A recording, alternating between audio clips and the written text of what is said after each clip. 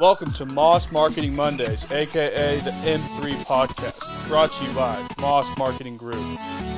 The M3 Podcast bringing you everything marketing every Monday. Marketing tips and tricks you can use today.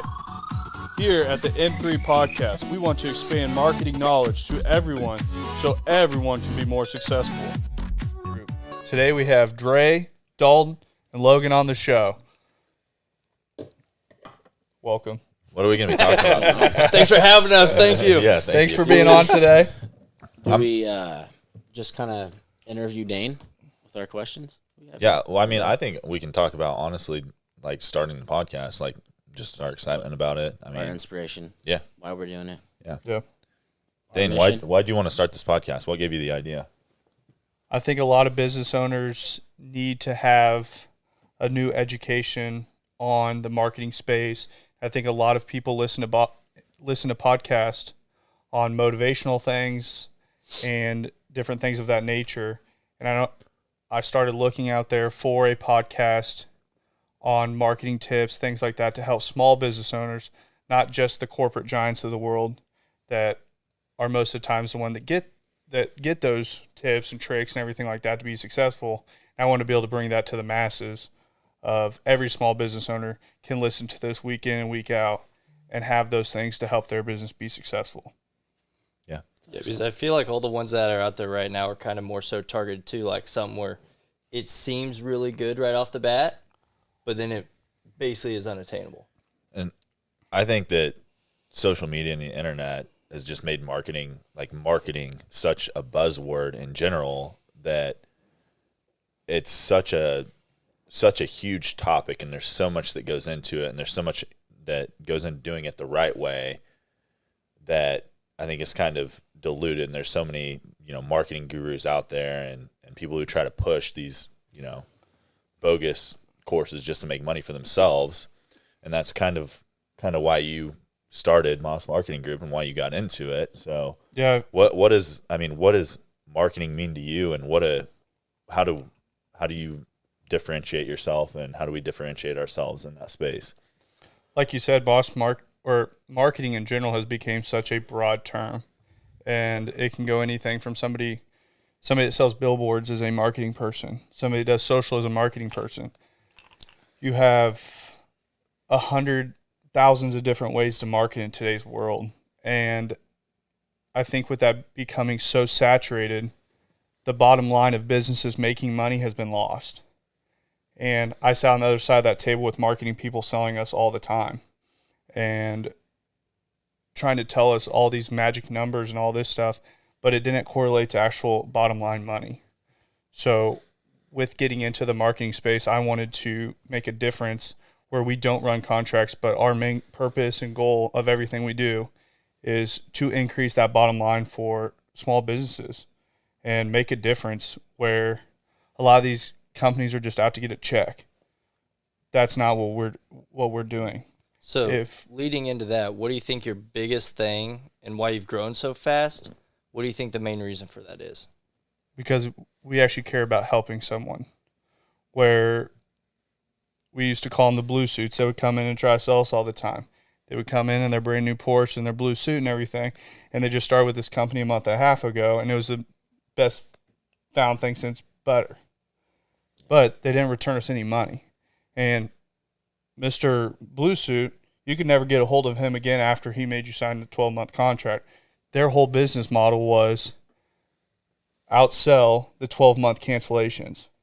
So if you onboard 100 accounts in 12 months, if you can sign another 150 the next 12 months, your business is growing.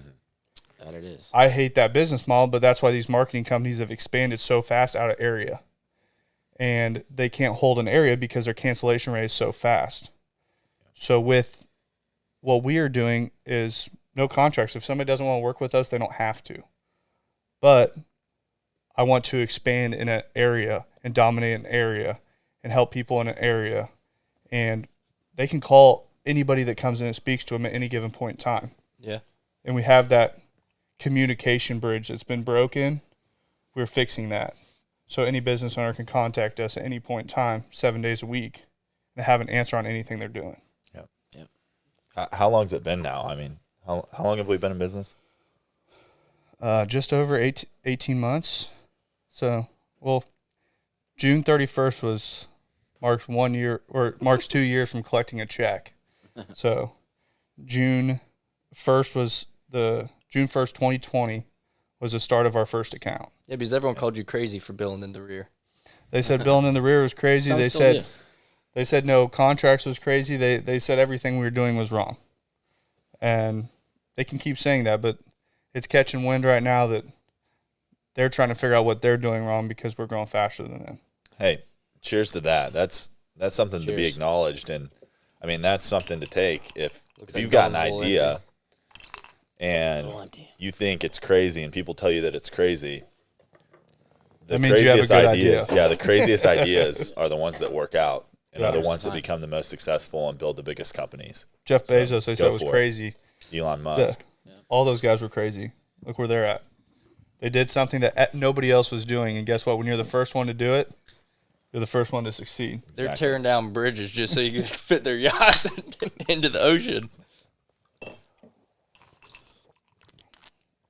All right, so I know you kind of touch base on why you came into marketing to bridge that gap, but what would you say your target clientele is for marketing, and can you do everyone? Is it something that is you're targeted into like a certain business aspect or what?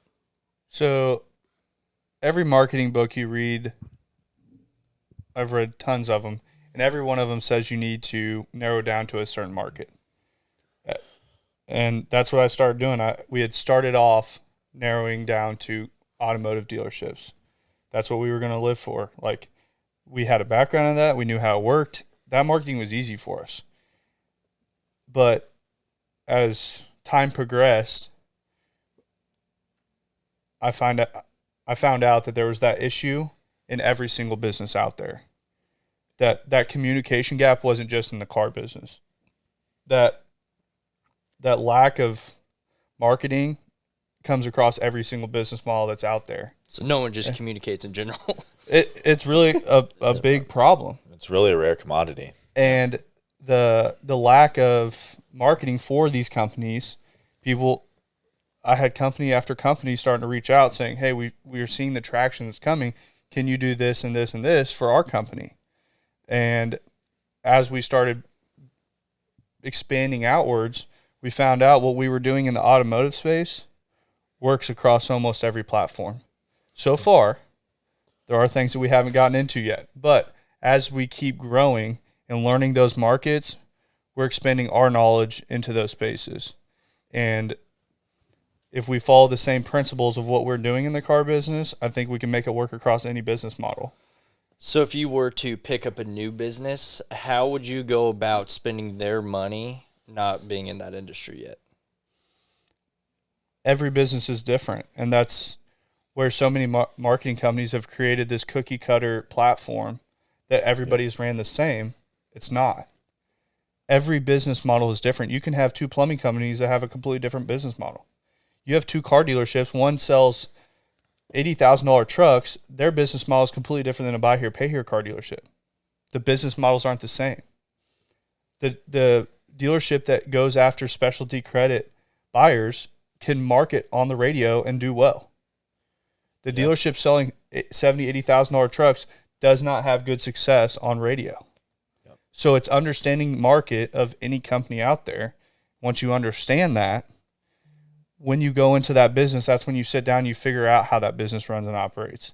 When you're figuring out how that business runs and operates, it's very easy to figure out what kind of marketing works.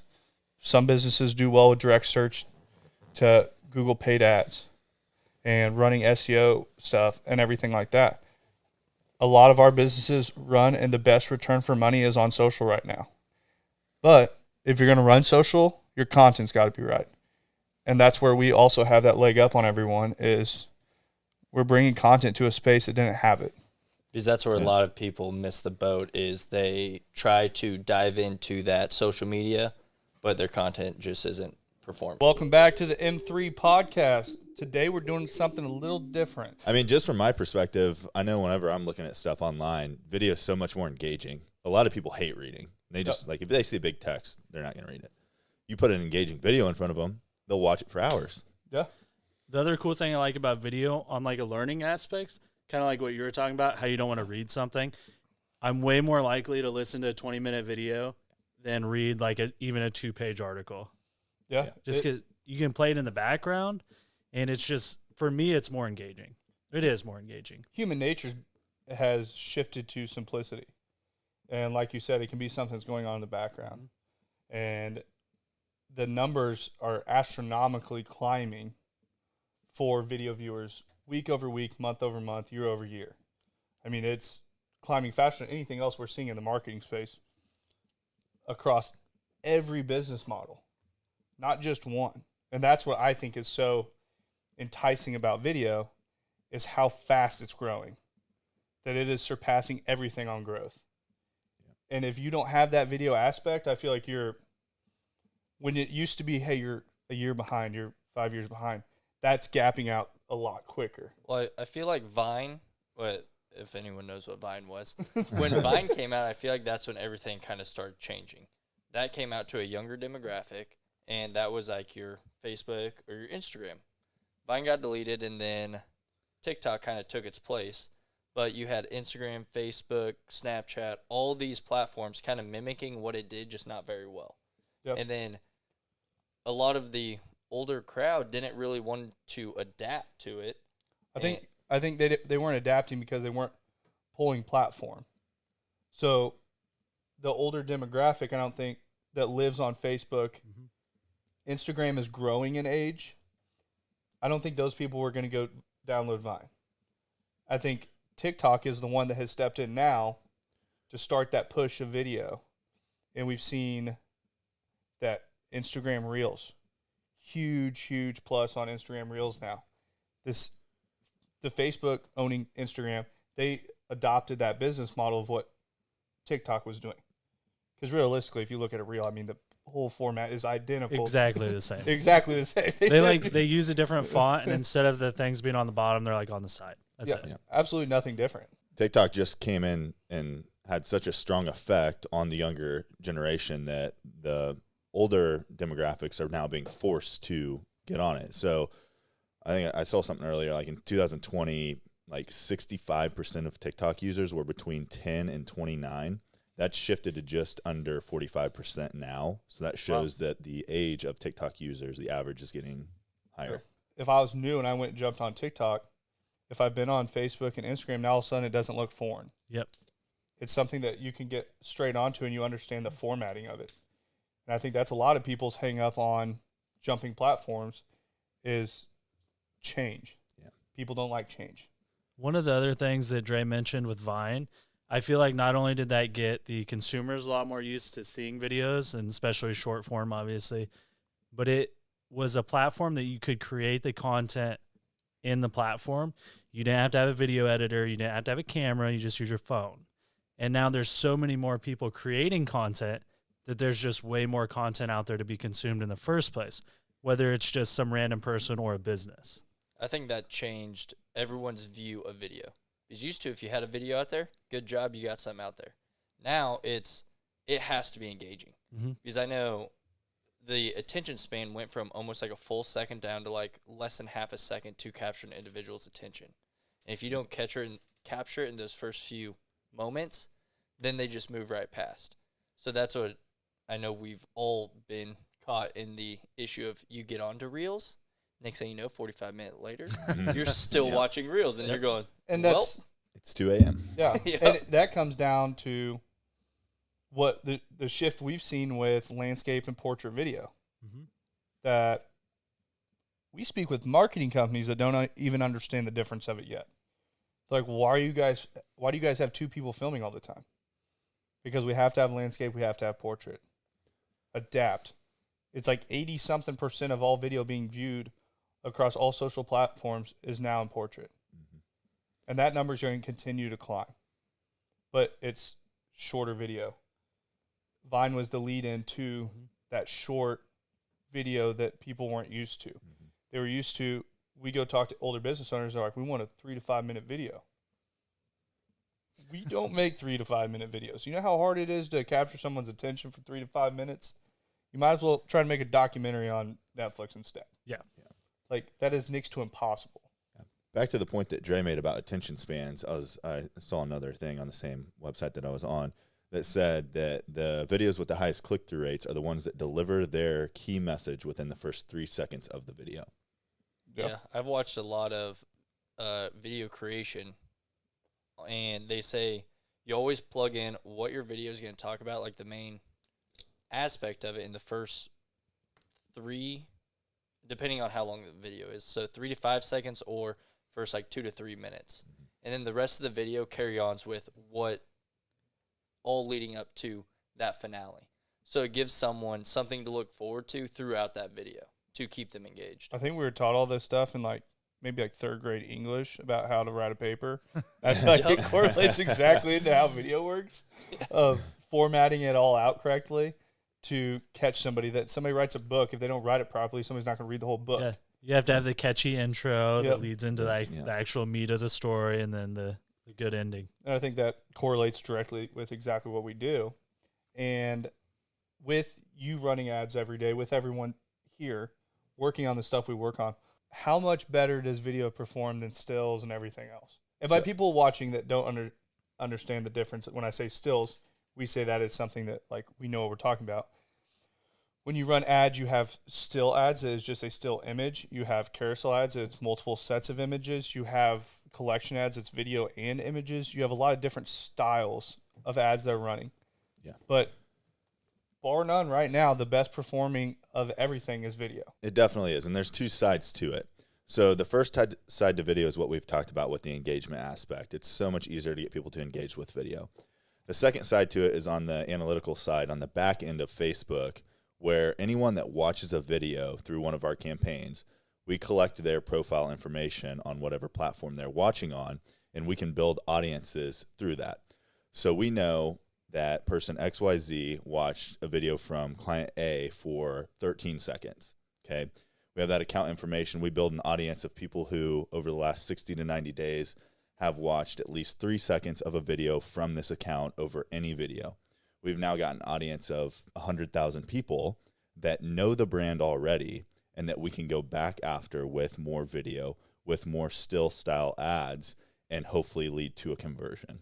That comes to how funneling works in marketing. And I feel like so many people, realistically, business owners and marketing agencies have lost the funnel. They've lost the basics of what you're supposed to be doing. And that's where you have brand awareness and you have conversion. But I think a lot of that was lost last year. I would say it's end of last year. It's been going down in the fact that everybody wants to go straight after conversion right out the gate. Everybody wants, the day they start with marketing, go after conversion. You have no audiences, which at a point, they could do something like that when the Facebook pixels and things like that were more effective, which what a lot of marketing salespeople don't even relay correctly. And people on the other side of the table that have been using companies for years, and they're like, well, their stuff's really kind of fallen off since September of last year. So iPhone comes out with iOS 14 plus. There's more and more versions of it. Let us know what on Facebook you guys want us to dive deep about. Yeah, and if you send us messages, things like that, a lot of people have been messaging to us on different things they're wanting to see. Feel free to message out to any of us on thoughts and tips of the podcast. Also, we want to make sure we're bringing to the table what everyone's wanting to see. Yep. So I think that is the M3 podcast for today. And I can't key Ricky because he's on the couch. So key Lauren. Welcome back to the M3 podcast. This week is just the MMG crew on here. Well, part of it. But today we are going to be talking about the progression of Moss Marketing Group over the last 24 months and some of that business growth. We have just moved locations, so it looks a little different. And we've had a lot of people reaching out to us on just that success and that drive and what's leveled up our company and the companies we work with. So that's what we were going to talk about today. Thanks, everyone, for being on. No, thanks for having us today. So Moss Marketing Group started April 2020. It didn't really start then, though. That's when there was an LLC made. My vision of when a company starts is the first time a company gets paid. I feel like after you have a product that someone's willing to pay for, then you have a legitimate company. So June 30th, 2020, Moss Marketing Group receives the first check. Big day. It was a big day. It was that was like the holy grail of what I like. That was something I went out and I got my own check. And it was so cool on just the start. And at that point, Also being in the middle of a pandemic. also in the middle of a pandemic. And I was sitting in an extra bedroom at my house. At that point, I didn't really even believe it was a company. I had a dream of what I wanted. And this dream was exactly where we're at now. And it's so cool to like watch that progression. And when I was sitting in that bedroom, it was 2 months? When did you start? I started October.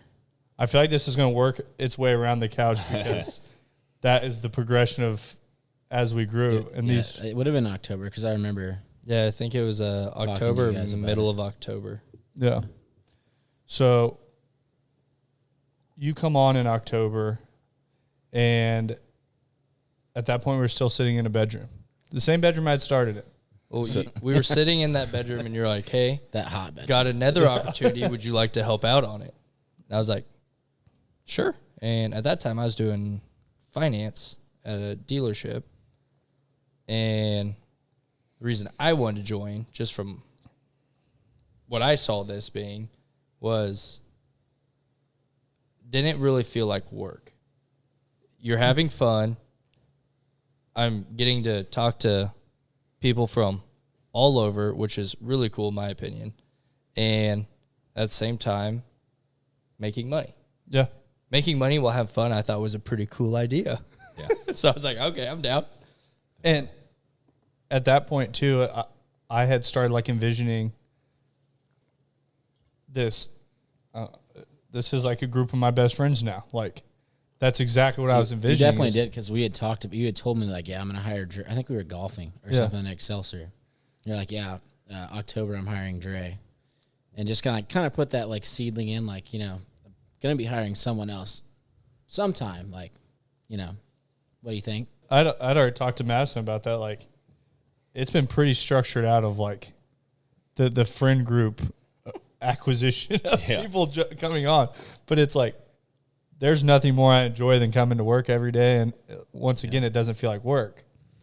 But that progression came to 3 of us sitting in that same bedroom, and you started in It would have been April of 21. April of 21. So a year after you Yeah. initially started. Yeah. Initially acquired the LLC, and That room started getting pretty hot with 3 people. the room definitely got a lot smaller really fast. Yeah, squeezing by each other. Like, What was the deciding factor when you looked to, you know, each person? Like, was there a moment that you either picked up a new account or you were doing your day-to-day tasks that you just knew, like, okay, I'm ready to hire Dre? And then same thing with Dalton. It was just something I think a lot of business owners miss that boat on. They get so busy themselves that they don't know how to scale. Yeah. And I knew with what my vision was, it takes an army to do it. Yeah. So I just knew the second that I got like overwhelmed. So the way I've tried to structure everything out, and it doesn't, I know when that next level comes because I start working on the weekends. Yeah. When I start working Saturdays and Sundays, because I get so busy doing something again, like because we've hit that level of work, I know someone else it's time to come on. Yeah. And you've done a really good job too. We talk about this all the time when we're talking about our strategy or where we're going. You do a really good job of realizing when you're starting to work too much in your business and not on it. Mm-hmm. And each time we continue to make decisions to grow and push farther, you do a really good job at allowing us to get more into a position to work on the business rather than in it too. Welcome back to the M3 podcast. This is hitting episode number 50. Woo! So this one's going to be a special one, and we have Dre, Ricky, and then Dre's and my father, Dirk, on. Just mine. My father, Dirk. Dre was adopted, but That is not true. so thank you for coming on. And we get a lot of questions a lot of times where Dre and I have acquired our work ethic and everything that we know in business, and I'm going to have to give that to the man sitting right here. So very thankful for that we have been positioned where we're at in life to have something like this and have all the opportunities that we have in life. So thank you for being here. Yeah, thanks for having me. So you have had a wide variety of entrepreneurship, and that's the podcast when we started it is about business owners and marketing. And really there's a lot of people that just have interest in entrepreneurs' minds of how they believe in themselves differently, how they navigate the world. And I want to start off with the story of you, where you grew up, family. I know this is a story that Dre and I know, but I want everyone to hear what led you into business and everything else on those endeavors. Well, I don't know where you want me to start. Where I grew up is a long time ago.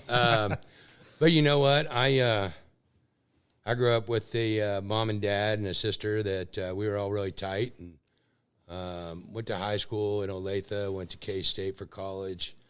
But, you know, my whole thing growing up, and you guys kind of know how it is, you kind of think you had it rough. I mean, my dad was brutal. And my mom wasn't far behind. You know, I think what set me out kind of like you guys is you believe you can do anything. And my dad was kind of like that because I figured if I can make that man happy, I can make anybody happy. And, you know, I'm not knocking my dad either. I love my dad's no longer here, but my dad I was probably closer to that guy than I was anybody in the whole world. But he was also harder on me than anybody in the whole world. So growing up, you know, I think we'd moved to Kansas City. We hadn't lived here that long. And my dad has a job going, I think if I remember correctly, it was right off of Truce somewhere, you know. And that wasn't a good part of town back in those days because I want to say I was like 8. And he takes me to a job site with a scoop shovel, a broom, Windex, and newspaper. What'd your dad do? My dad owned a commercial construction company, and he takes me to this job site, and he says, I want you to clean this place. I want everything swept up. I want everything cleaned up, cleaning windows as high as you can reach. This is like at 6:37 in the morning. He does this. You know, I don't know any different. And he goes, don't get in anybody's way. Listen to everything that goes on, but don't talk to anybody. Just do what I tell you to do. And this is one of the first times I remember really doing, like, let's call it a job for my dad. You know, I'm a freaking little kid. And, oh, God, he's brutal after it was done. You know, and he left me there all day. I mean, all day long, dropped me off, and then he came back, picked me up like 3 or 4, you know, and I think I was the last person to get picked up. I think all the other construction guys left. I didn't know any different. And he shows up, and he critiques my work. I thought he did a good job. My dad used to always say, if you're not going to do it right the first time, don't do it at all. And that was kind of how he looked at things. And I heard that a lot growing up, especially when I had to clean. I feel like we heard that a lot too growing up. Never heard that before. You know, one of my hardest things was cleaning the garage. Man, he made me take every single thing out of the garage. Clean the garage, put it all back in. And I mean everything. You couldn't leave one thing in the garage. Oh, you would not believe it. My dad did the same thing. I feel like we're having deja vu over here. And then he would come out for inspection. And if one thing was wrong, he'd make you take everything out and do it all over again. We're having you tell your story, not ours, okay? I was not near as bad as my dad was. And he would say that the same thing. You know, I think it was in 9th grade when I first came to my head that if you're going to do something, do it right the first time or don't do it all. And I so bad wanted to say to him, I didn't want to do this. You're making me do this, you know. That sounds like I think I talked back to my dad once in 9th grade, and I think the second time I was 27 years old. It wasn't somebody you talked back to, but he was hard on me, and so was my mom. No, there wasn't a lot of, you get a lot of sympathy from my family. I grew up racing motorcycles like you guys did. And, I wasn't as good as you guys, but that's pretty good. Yeah, it was, you get hurt. And I'm like, oh, baby. But you didn't get that. I think that leads into business and a huge aspect that I think a lot of, I don't know if I want to call them kids, young adults in today's world don't have a work ethic in the space. They're too soft. Like, people have just become too soft and too sensitive that everything hurts their feelings, that there's a time that you can have criticism on everything that you do. And growing up that way, we were criticized on everything that we did. It wasn't really meant as criticism, though. But it's also at that point in time in your life, you don't look at it as criticism as being constructive. At that time, I'm looking at it as like you're just being an asshole. And you did not think that of your dad. I know you didn't. And that time, at those times, you looked at it like it was just, he's being really mean to me. But now when you look back at it, it's like all those things were done for a reason. But it's now, as we have progressed and gotten older, you can look at that and say, hey, that was... Yeah, I'm gonna make a good point here, because I never thought my dad was an asshole, but I did think he was mean to me. It definitely crossed your mind. No, I definitely thought he was mean to me. Yeah. And I would be so angry at the way he would treat me sometimes, whether that was cleaning the garage, cleaning a job site, mowing the yard, picking up my room, racing motorcycles. My dad, and it took me a long time to figure out, because I used to always think I'm just not good enough for him. No, I really did. I mean, and you don't know how hard that is when you're growing up. I wanted to please my dad, and I was never good enough for him. And it took me a long time to figure out that that's not what it was about. He wanted me to be the best man that I could be. And, but you don't turn around and tell your kid, I want you to be the best man you can be. That's why I'm being, hard on you. Because then it doesn't have the same effect that it wouldn't have on me. And again, my mom was the same way, she was super, super, super hard on me, just like my dad was. If you stayed home and my dad's no longer with my mom is, I love my mom to death, she's fireball still, and she didn't take any crap either, but she got a little soft on me, and I'm not good with soft. I'm just not. Sometimes I have to give her a little bit of trouble, because that's not how she raised me. She raised me being really hard on me. I'd rather go to school at 104 temperature than stay home with my mom back when I was a kid. Oh, if you're that sick, I don't think you can watch TV.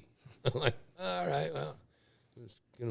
So I think that, so with that discipline, growing up with your dad the way he was, how did that lead you into your first business endeavor as an individual was Dirk's Bar and Grill, correct? No, it was not. Oh, maybe it was not. No. My first business endeavor after I got out of college, I started our Dirk Moss Construction Company. And I did a big rehab of a building back in the old days, was Mass Ambulance. And there was a tire center that I turned into their main hub. And, my dad helped me get my first business loan, and told me, don't pay this off right away. You pay it on the stages that you go, like they've structured it for you. That way you build your credit. Most people want to pay it off right away. It's not how you build your credit. I've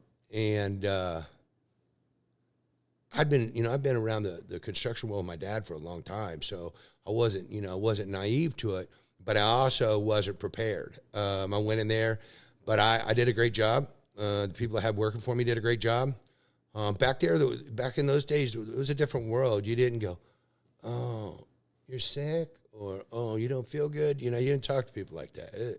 We were hardcore, but we got that job done. I'll tell you a funny story. I made quite a bit of money on it. I wasn't prepared for either. And I really wasn't grown up enough for it. And I remember driving down the road. There's two times I remember driving down the road with my dad. And before after I got out of college, I wasn't making a lot of money. I was living in an apartment. I said, what I think I'm going to do? I think I'm going to save up money and move home. My dad started laughing so hard.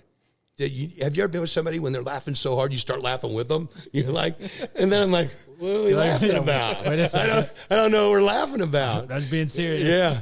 And then I'm like, what is so funny? He goes, oh, son, I love you so much, but you're not moving back home. I'm like, oh.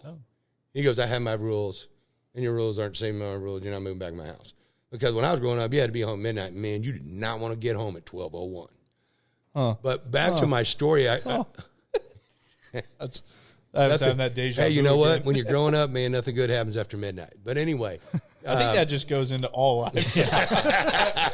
At that time, I was like, Dad doesn't know what he's talking about. And then as I've gotten older, I'm like, yeah, that's definitely true. Like, did know what he's talking like about. You do figure things out as you grow up that Yeah. Dad was right. He really knew what he was talking about. But the other thing was I made quite a bit of money on this job. And you know what? I was young. And I was down the road with him. And I'm going over with what I made and kind of what I spent. And I said, you want to go in my check account with me so it takes 2 signatures so I don't blow all this money? Man, my dad lit me up like thanks a for Roman coming. candle. Any final thoughts? You know what? The only thing I got, like I said, I got to say is I'm proud of you guys. Couldn't be more proud. I tell you that. You know, occasionally I was really hard on you guys growing up, and I kind of look at it like you guys took what I put out there, and you guys turned around and built something of yourselves, and I couldn't be more proud. Holy shit, that was a loud intro. That was pretty loud. But we're back. And this time we are having an MMG first podcast in the garage. Ooh, that's exciting. I mean, we already had like beats going before, like band style. Like, I think we might start a garage band after this. We're on to something. Yeah. So, but that's for next time. And today, I pretty much told Dalton he's fully in charge of everything we're going over today. Just ad-libbing it. Yeah. Let's go. Let's get it. That's what I like to do. But there's so much going on in the marketing space. There's so much that's happened Moss Marketing Group wise. And I feel that we have these every once in a while, and it's like how different it looks every time we have them. And it's kind of cool just to recap from podcast to podcast on all the progression that we've had, the progression that companies we're working with have had, and kind of informing people on different things that are happening in the space right now. So whoever wants to kick it off, I got to get my cigar lit. We've been practicing on that before we started. So who wants to kick it off? Dun, dun, dun. I feel like we should mention we do have new members of the Moss Marketing Group team It's exciting. since the last time we had an MMG podcast. For sure. So most recent being Juan. That's taken forever to light. And there's 2 more to light. Juan is helping us out part-time right now on the editing side of things. Marvin hasn't made an appearance yet. Marvin is full-time editing. He's killing it. And more in the works. Yeah, and more in the works. Yeah. Always growing. Yeah, because this is coming out, and I mean, we could have a whole podcast of me just lighting a cigar, actually. I feel Lance cringing right now. I know. I need to get a torch. We have, I'm thinking about when this is dropping. Be the last week of April. Last week, April. So we have 3 people already starting in May. And then looking to try to secure 2 more people that we're meeting with this month to move forward with if they fit the mold of what we're looking for. I have question after question with people I talk to all the time is how we're finding the progress we're finding in the space, how we're driving forward all the time. And realistically, I tell them it's you guys. It's you guys, the team that's there at Moss Marketing Group. You guys are the ones that make the operation go round every day. And I don't even feel like I'm the expert in the space all the time now. I have people ask me questions, and I'm like, I'll call you back. And then I'm like calling Dalton, I'm calling Ricky, I'm calling Logan, I'm calling somebody at the office, and it's like, hey, they're asking this, and this. And then I mean, you guys are the experts now. And it's pretty cool sitting where I'm at, watching that transition and watching what you guys have done and just seeing that when new people start, it used to be me sitting side by side with them, and now it's you guys leading these people. And seeing the leaders that are coming, and it's, I don't know, it's fun to watch. I I like everything that's happening, and I think that our exposure level continues to get larger. The podcast has gotten so much more traction. Our Instagram traction's through the roof, our Facebook traction, our TikTok traction, just whatever it is. And I think people really discount how much that consistency of traction and what that does to a business. Yeah, I mean, this has been what we always say, the beginning of 2022, when we started the podcast, started getting in front of the camera. I mean, it didn't just happen by chance. This is something that we've been working at for a long time, with our own stuff, with the podcast, with our team, growing our team, adding accounts to get to the point that we want to get. It's really cool from the inside as well, watching it kind of transform and a little organization start to pop up in different places, get systems in place, make sure that we're efficient, streamlined as possible. It's cool to be a part of. And you hit something that I feel like I've been focusing a lot on recently.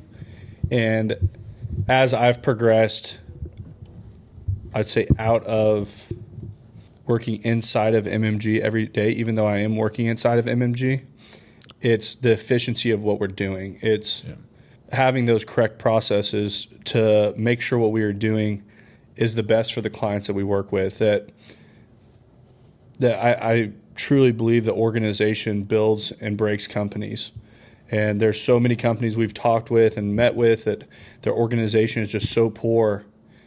And you can see it plain as day from the outside. But being inside of it, you can't see it. I think part of that is a lot of business owners feel like they're just trying to keep their head above water and they're just trying to keep up rather than optimize for the future. And that's because they just haven't taken the time to, like you said, look at it from the outside in or get a different perspective on it. Yeah, and I look back 2 years ago from where we're at now, and I'm like, what was I doing? I'm like, why was I not doing this? Why was I not doing this? And now it's something that's just so routine. And we're going to have the same thing 2 years from now. 2 years from now, we're going to look back like, how did we operate at that level? Like, how did we not look at this piece to change this that amplified everything? Yeah, it always seems so simple when you're looking back after the fact. You know? And that one of my favorite parts about these podcasts that we do is really feel like we're sowing the weeds, like just grind every day, that we don't step back and look at where we've come from. But when we do stuff like this, it gives us opportunity to say, holy shit, this is exactly where we wanted to be. It feels like a blur, honestly. Man, we used to film for like 8 hours and get one piece of content out of it. I know. Yeah. And it's, now we go out and we film for an hour. We have so much content. Yeah, and instead of doing 5 accounts a week, it's like 25. Yeah. And I feel like the dial's being turned up so much, but I've also watched the progression of everyone in MMG get turned up so much also. And Logan had a good point. It's cool to get a step back, and we are a very drive company. And I always look at it as like we're on a train moving forward. I feel like the second you take your foot off, like to slow down, you're hurting everyone around you. Yeah. And then you also have business owners like, well, do you guys have too much on your plate? It's like, no, that's why we're becoming more efficient in what we're doing. That's why our processes are getting more refined. Like, do we have those mistakes that happen? Yes. Yeah. But it's how do we fix those to where those mistakes don't happen again? Well, and that's just going to lead us into adaptation. Like if we were running at a comfortable pace the whole time, we would still be in the basement. I feel like there was like RIP to the basement. 3 to 4 like key turning points since I started. Like, we were like, well, we really need to optimize this and change and do this. And I think for the most part, we've been really good at seeing that, before it's too late, because a lot of the times for some people it can be too late. But I think there's been those key moments where we've kind of taken a step back, looked at the bigger picture, and then made adjustments accordingly, for sure. Yeah, and We've definitely gotten better at seeing that faster too. With repetition, you become better at it. So, which I think I want to say people as a whole just miss a lot of times, is they're shooting at a target that they think is sitting still. The future is moving. And if that is in marketing, if that is whatever business model you're in, it's a moving target. So your business model is not going to look the same in 2 years from now. So if you think you have a perfect process in place for what 2 years holds, you don't. Yeah. It's going to shift. It's going to change. But you also have to be aware to look at that to be able to adapt quick enough and make change before. And I see business owners especially, they don't want to make the change until it's too late and they're closing their doors. When it's like, you saw the market was shifting, you saw something was happening, you saw what your competitors were doing, you saw people evolving, and you decide just not to evolve, and then you're closing your doors, and then you want to point fingers at everyone else. I think that it just comes down to being stubborn, stuck in your ways. I mean, do you think there's any cases where people see that, know it's happening, but don't necessarily know what to do about it or how to make a change in their business? 100%. But I think that goes back to what Ricky was talking about, where people are working so hard at trying to keep their head above water. Yeah. And I think time management plays a big factor in that, where I think a lot of people are very poor with their time management. That I've ran into people that they're like, I have no time, I can't do this. And it's like, I look at what they're operating and what they're doing. I'm like, I'm doing 10 times what you're doing in a week, and I still have time. Right. I know people that do 10 times what I do and still have time. Yeah. To where there's different levels that you're going to hit of operation to where you have to see that, and sometimes it's slow down to go faster. And my dad told me that my whole entire life. He's like, slow down to go faster. And sometimes just taking, even if it's 30 minutes, block out everything you're doing at work and say, I'm going to look at this from a bird's eye view. And sometimes, and I don't know if it's something in me, I can look at something and I can see like where the issue lies. I can see exactly where something needs to change for the process to work better. And I think sometimes people see it's happening and they think if they just work harder, it's just going to go away, which it doesn't. There's times where I was in that boat late last year. I was like, maybe if we just work a little bit harder, we'll just work our way out of it. And then finally I just said, like, I knew what the problem was. And I finally just stopped, took a step back. We're going to fix what it is, and then we're going to move forward the way that we need to. Well, and if your default is just to work harder, then you're going to be able to get a little bit more done, and then you're going to handle a little bit more work, but then you're just going to put yourself right back in that same position. Yeah. Until something breaks. Yeah, and there's always a breaking point. When your processes are broken, there's a breaking point where it all falls. And I feel like it gets to where you're just making a domino tower that's bound to fall at some point, and the foundation isn't correct. Towards when you build that foundation that's correct on a business, it makes scalability a lot easier. That I was talking with someone today, and they were asking about our taco reviews. They're asking about the podcast. They're asking about all these different things. And when I look back at what we've done up to this point, I used to always think everything we did was for client acquisition. And when I look at it at this point, everything we did was for employee acquisition. Everything we've done to brand ourselves, everything we've done to this point was to build a culture so people wanted to be a part of it. And that was a viewpoint that I always had, was like, I wanted something that people wanted to be a part of, that they were proud to be a part of. And it's with building that came a very easy avenue for client acquisition. But it was a completely different vertical about how most people push forward in a market. And because of that, it's made it, we have people reach out to us all the time that want to work here. And it's like, I love that part of it. But some people figure out client acquisition, they can't get the employees to man it. If you have the right people in place, the client acquisition actually becomes easy.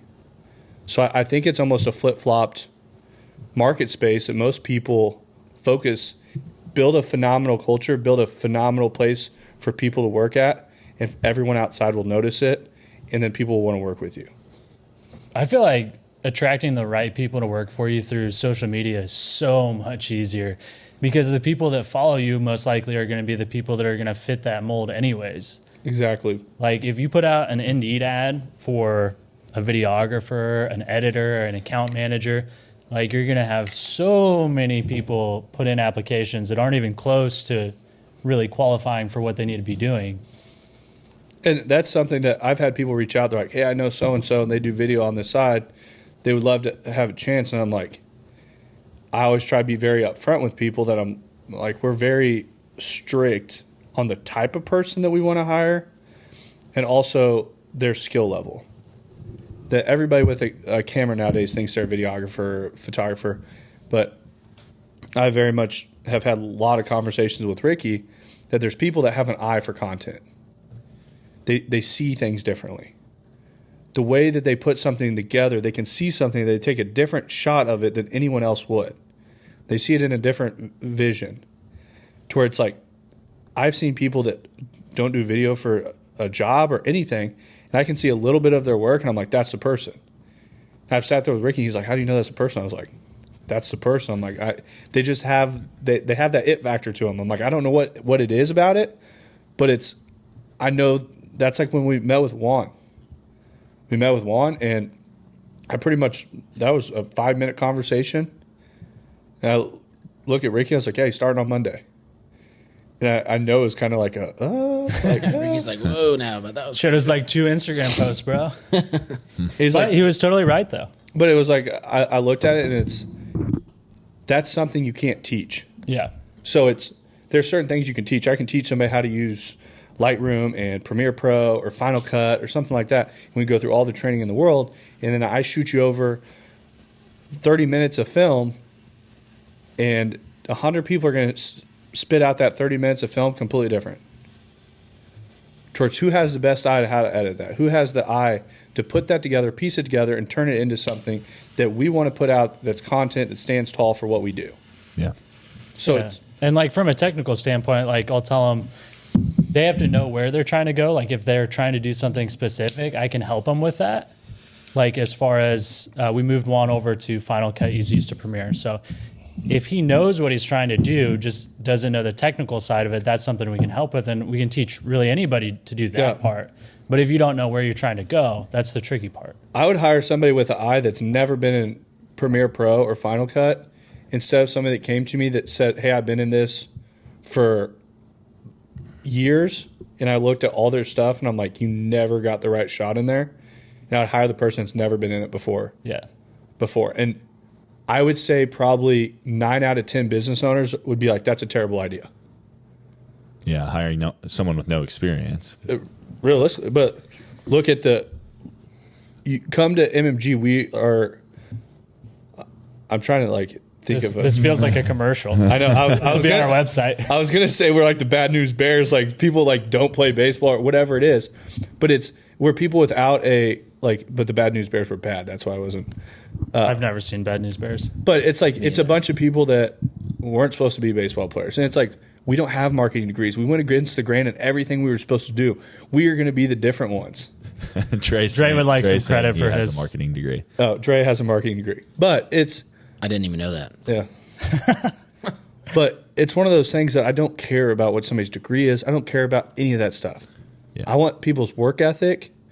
I want to know what their vision is. Like, if their vision is right and their work ethic is there, I will bet on anyone.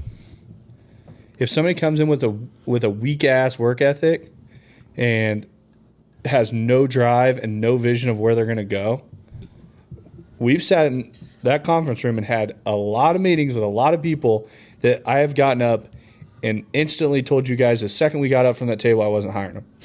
Yeah. And there's no ifs, ands, or buts. And it's probably been some of the most accredited people that have came through our office. Yeah. No, I totally agree with that. Especially on the content creation side, though. Like, I didn't go to school for that, so I don't know what they teach. But really, like, what could you possibly learn? I don't Like, know. just go out and actually do it. Yeah, that's why whether you're looking for a job or you're trying to find the right employees for you, like you said, social media is the most important thing you can be doing because it builds your personal network up to the point to where you have most of the time like-minded individuals. We have like-minded individuals within our social networks, so of course, over time, the right people are going to come into your network. They're going to stay there. You're going to reach out, start to build a relationship. It's a phenomenal tool. Well, and we have so one of our accounts that we work with reached out to us about their neighbor doing content creation. If nobody can give a referral if they don't know what you do. Yeah. So like if any of my friends on Instagram know somebody or they are somebody that's really good at content creation, because we post about it all the time, they would probably reach out to me, I would think. But if you don't post about that type of thing, then nobody's really going to think of that. And that's the other thing is I feel that no one questions what we do. I feel so many people have professions and they're so like scared of people knowing what they do and what people would think about them. I was very much that way in the car business. I'm like, I don't want people to just think I'm a used car salesman. Yeah. Like even though I worked my way up, that's what people thought. Like you get to management and I'm sitting there and I'm worried about people I went to school with that I'm making 5 times what they're making. And I'm like so fearful of what they're going to think about like, well, he's just in the car business. To where it's like I almost like hid from it for a long time. And then once I started coming out of my shell of like, hey, this is what I do, it was crazy how fast my life changed in the car business and how much traction I got and like the difference it made. And it's like, I want everyone to know that I think every single person I run into, they're like, bro, MMG, like, blah, like, it's almost like too much sometimes. But it's that I bleed it. Like, that's what people see all the time. It's all over my garage. It's on my truck. It's like, you're not going to mistake it. Right. And that's, I think in today's world, so many people like have a job that I go to the gym every morning and I guarantee you walk around the gym, you ask 99% of those people there, see me there in an MMG hoodie all the time. And they're going to say, I don't know what MMG something, or like half of them follow us. And it's like, they know what I do. And then it's, if you went around and asked me what 99% of the people in the gym do, I'm like, I don't know. Like, but that's the thing is when you're getting in front of those people, that's how you get that referral for that one person that might be it. And it's that one person can change so much that I sit there and think about how every single person has came, like, I hated college. Like, I didn't enjoy college. Like, I think it was a waste of my money. But Dalton is sitting at this table because I went to college. I think about Dre going to college and that being pointless too. Logan's sitting at this table because Dre went to college. I sit there and think about going to a gym that ended up parting ways with that I regret going to, but that's why you're sitting at this table. That's why Lauren is sitting at MMG. We decided to go out to Utah, and that's why Parker is sitting at MMG. I put on my story one morning that I need somebody to help edit. That's why Juan's sitting there. I sold Jaime a truck like 7 years ago. That's why he is sitting at MMG. I actually sold him 2 of them. I sold him 2 trucks. And he went to Dallas, and he came back. Because Jaime's there, his brother-in-law is Marvin. That's why Marvin's sitting at MMG. Every single person that sits in that office is there for a reason. Yeah. And it's like, but no one has ever questioned what I do. To where it's like, and that's when you get more people like that. That's what Supplement Superstore has done. Nobody questions anybody at Supplement Superstore what they do. And when you have that culture at your company where everybody is posting about that, it's sort of a cheat code. Because if you have, say, 10 people at your business and they're all posting about it, not necessarily like all day, every day, but pretty consistently they're making posts, whether it's directly about it or just, hey, this is what I'm doing type of thing, that's 10 more networks that you have access to. M3 podcast. This week we got Ricky, we got Logan, we got Alex. New face here. Normally I get to say two of them are from the MMG crew, but everyone here is from the MMG crew now. So just recently linked up and finally got an acquisition deal done. Crazy excited about that. Yes, sir. Are we But 2 weeks in? I think we are 2 weeks in. 2 weeks as of today. It's real. It's official. It's already been full speed since you've been there. So I was very upfront in that at the beginning that it was not going to be a slow pace environment. But This has felt like every single minute of 2 weeks. Yeah, we've gotten a lot done. But so I want to back up and I want to hear your whole professional career. and kind of all led up into the media side, the marketing side, where we cross paths, and we'll just start from the beginning and tell the whole story. Whole story. All right. Well, so graduated college Missouri Western in St. Joe. We don't need that part of the story, but Yep. That's from there. From there, in case you were wondering.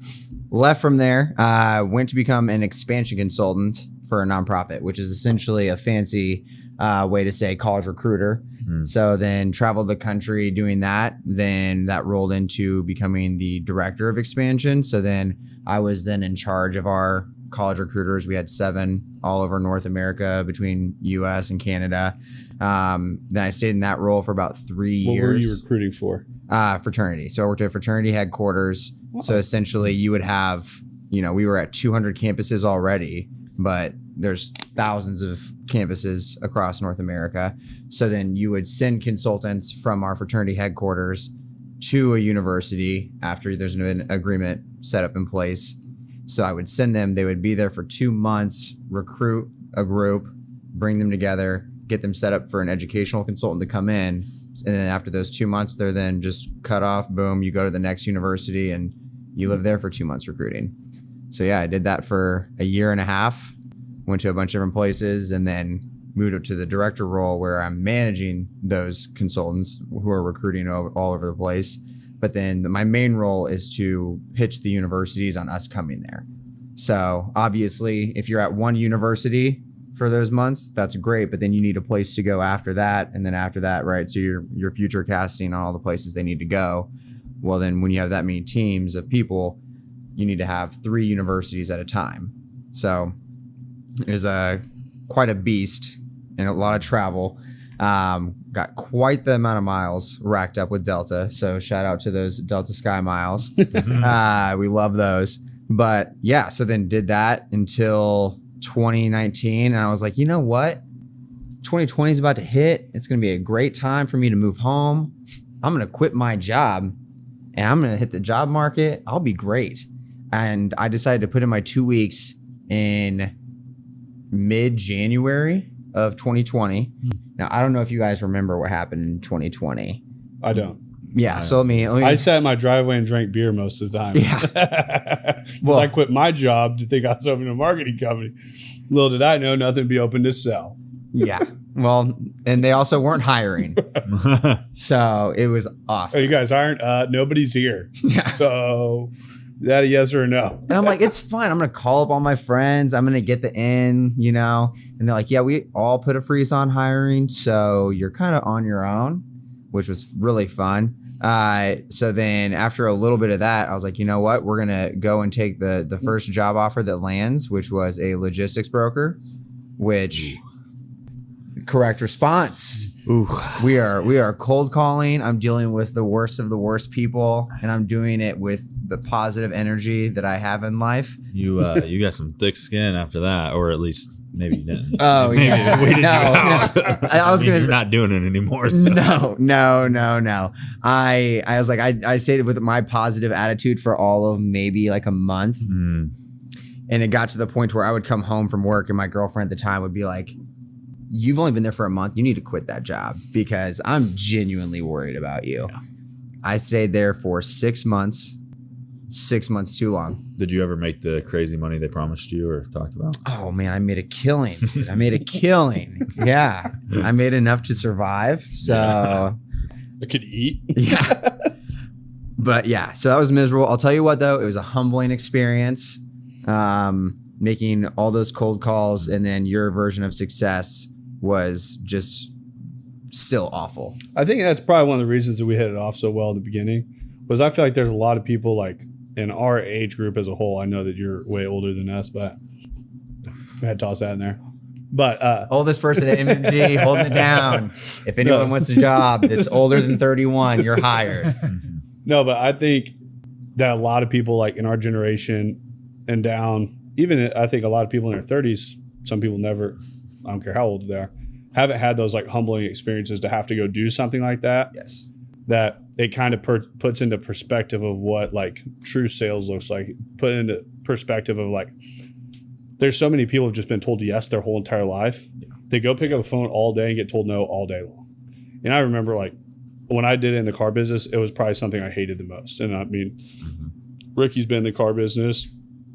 Logan sold saunas online or over the phone. Like, I mean, everyone at this table, and that is a common denominator of a lot of people at MMG, is they've had positions like that at some point, that they've had that kind of, okay, this is what it truly looks like to go grind and like put in the effort, put in the work, and not be great at something in the beginning and have to figure out how to become good. Yeah. It kind of shows you or makes you think about how bad you really want it. Like when you're sitting at a cushy office job or something and you know your paycheck's coming in, it's like, all right, this is, whatever. Like, yeah, it's easy to say I want it then, but whenever you're like getting told no, fuck off, like over and over again, and you're not getting paid unless you find someone to say yes to you, it's a different ball game then. It's funny how many times we've had comments on, like, we've talked with people in the sales space. We've talked about like great salespeople, like love to live off of commissions, things like that. And it's like, we'll get comments like, these people just want everyone to work for them for free,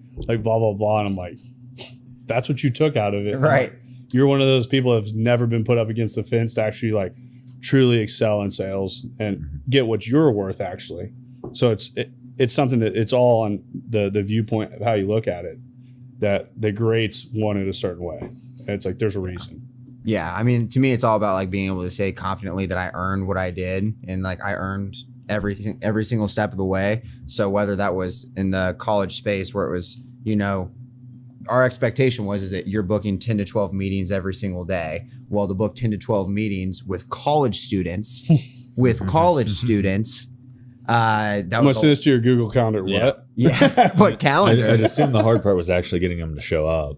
It varied by campus. You go to an Oklahoma State where a lot of them have a lot of really good values and respectful, and like took things seriously. And then I would go to a school up in the Northeast where it was just you never knew who the next person that you were about to sit down with. Yeah. So it was all over the map. Was it a business religious fraternity or what? No, like a traditional fraternity. Yep. Oh, okay.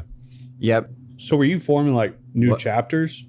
So either they got kicked off and we brought them back, or they had never been there before and we would start them. Yeah. So I was like, I'm never going to join a fraternity, and then ended up being the director of expansion for my fraternity. So Well, I got so this, really this took was the off. fraternity that you were in. Mm-hmm. Gotcha. Yep. I actually had the same outlook when I got to college. I was like, no way am I joining a fraternity, blah, blah, blah. I was like, I had this just like staple look of what fraternity guys looked like. And I was like, what you see in the movies. And then as freshmen, actually, when I went to Northwest, we were required to go to this thing called the Ice Cream Social, which was just like all the fraternities were there, like talking to people. And I went to it, and I was not very open-minded about it. And I ended up meeting one guy I actually really liked, and I only rushed one fraternity, and I came to one of their events, which was the last day of the week, and I went to one of them, and ended up it was one of the best things. It's created so many amazing friendships. Dalton and I met at Northwest, and Dalton and I were roommates through college, and work together every day now. It's like that there alone was a value point that was so big, and so many other people too that I'm still friends with and talk with all the time. Yeah. But And I mean, that honestly too, when you talk about the value of being in a fraternity, obviously there's a bunch of different ways you can take that, but career wise was also something that did a lot for me. Like one of my best mentors was through being in my fraternity, not just being in the office, that mentor, but then the alumni mentors that I gained from that, the connections I gained from that, learning experiences was amazing. And then got to that point where I'm like, I feel like I'm hitting a glass ceiling here. And also too, I just like, I know I want to be out of a nonprofit space. I feel like there are times where I'm really succeeding in my role, but it's still a nonprofit at the end of the day. And you're working off of our budget. A portion of our budget is people paying dues. Right. So they're like, no one here is going to make an extreme amount of money. I was like, well, at some point I'd like to make an extreme amount of money. So this sounds like it's not the place for me for the long term. Logistics. So then I said logistics. I'm going to transport. You know what I want to do? I want to call truckers all day. A lot better to talk to than frat kids. Yeah. So I went from one extreme to the other. Yeah. And again, when I say humbling. It is cool to hear a story from like a fraternity experience or a couple of stories that, there was positive that came out of it like that. And, not just the traditional stuff. I feel like a lot has changed probably since even I was in college, and you guys too, with fraternities and hearing stories about kind of how they are now. It sounds like a complete, dude, they don't waste of time. They don't put any of the morals and things like that and like the values that like at least, and I'm saying everyone's fraternity experience can be different. Yeah. But I'm saying like what we went through was, I mean, we had grade requirements. Like you had to like hit certain grade requirements. So everyone kept their grades up. Like we had intramural sports. We had community service hours that you had to put in every single semester. Like you had to do things like you had to be involved in different organizations on campus. Like it made you do all these things that in the beginning I was like, as a freshman, as a sophomore, I'm like, this is dumb. But it started instilling those habits. Like you're away from home now. You don't have your parents there telling you what to do. Like it's the first time a lot of people are free. And I mean, we've had a lot of conversations on here. I don't think college degrees are worth what people make them out to be. I agree. But I think one of the big things I got from college is like one guy had a statement that he was talking about, like, look at all the friends you made and things like that, which I'm not going to disagree with that. Like I learned time management a lot because freshman, sophomore Dane didn't have a whole lot on his plate, but he thought he was pretty busy. Senior Dane had a Grove on his plate and then didn't feel like I was that busy because my time management became so much better. And just understand, and it was all stuff that the fraternity like made you do in the beginning, but then you just started doing it out of habits. It was part of your routine. You had guys that you worked out with all the time. You had people that, did we party? Yeah. That's normally what everything's hyper focused on. But it didn't look at the late nights. It would be a Monday night. There'd be 15 guys in the chapter room studying. Right. They didn't look at when the whole entire chapter would go help clean up roads. They didn't look at all like the benefits that we had. So I like that there are stories out there of great things that happen through that, but it's what's highlighted all the time are the shitty things that do happen that are 1 in 1,000 that come through. Yeah. I mean, it's the same as, you can compare that to so many other things like law enforcement. There's 100 amazing things that law enforcement does in our community every single day. Yep. And then, you wait however long and then one bad thing happens and it's like, oh, that's how all police officers are. Or that's how all, and then it just spirals into thinking that that's just how everything is, when in reality, that's not the case for law enforcement. That's not the case for fraternity and sorority life. And I don't want to get on a soapbox there because I could. No, I was like, I give you a real TED talk on that. But it's one of those things. I think there's media in general just hyper focuses on negatives. Like go watch. My life's been a lot more positive in the last couple of years. I just stopped watching the news all the time. And it's like, do I know if every single thing's going on in the world now? Probably not. But it's also like you go turn on 3 different news stations, you get 3 different stories. So like, how accurate is the news that you're getting? Like, so it's, I don't know. I think that's just a media thing. And like I said, we got a whole podcast on that by itself. Yeah. I mean, I will say too, I think that's where I also kind of learned the balance.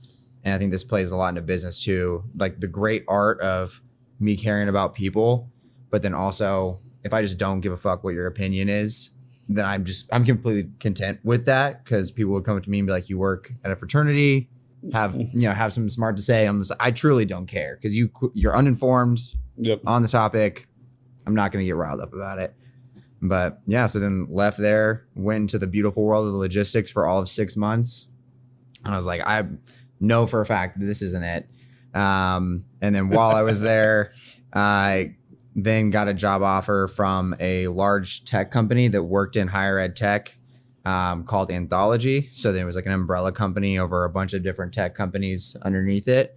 And again, shout out to my experience with my fraternity. That is the connection that got me into that organization. And so then from there, I was a marketing coordinator, got moved into marketing manager, was there for just short of 2 years, loved pretty much almost every minute of it until towards the end. But while I was there, I got my master's degree, which completely doubled down on what you said. I think the emphasis put on degrees is insane. And unless you're going to be my either like doctor or lawyer or something like that, it is just not worth the investment anymore. The YouTube world does not think so. The the degree people really come out full force when we speak on this, which is pretty funny because you can learn almost anything on YouTube. for real. Like, I mean, YouTube wasn't like, I mean, it was coming up, but in college, like when I didn't understand what we were doing in calculus, like I went through some of the highest math classes we had at campus, and the teachers, I had 2 teachers that taught calc, and one of them I just didn't understand. Like, he was a terrible teacher. He was monotone. Dude, some of those calc teachers are rough. Yeah. I had one at Mizzou that was just Madison's mom was a math teacher in college. I was like, I wish I would have had a math teacher like her. I would have been way better. Yeah. But one of the teachers was terrible, and I used YouTube all the time. I'd sit there and watch YouTube videos at night on my Calc 2 classes, like, because I wasn't getting it from him. I'm like, this is a class I'm paying a university for. And I actually found a better teacher on YouTube For free. for free. And it's like, YouTube University, yeah. but it is pretty crazy that the amount of knowledge you can learn on there, and then they're the first ones that come out like left field that they'll defend these degrees till they're blue in the face. Well, as someone with a master's degree, I'll be the first one to tell you it's not worth it. It is unnecessary. 110% unnecessary. Like, it is ridiculous.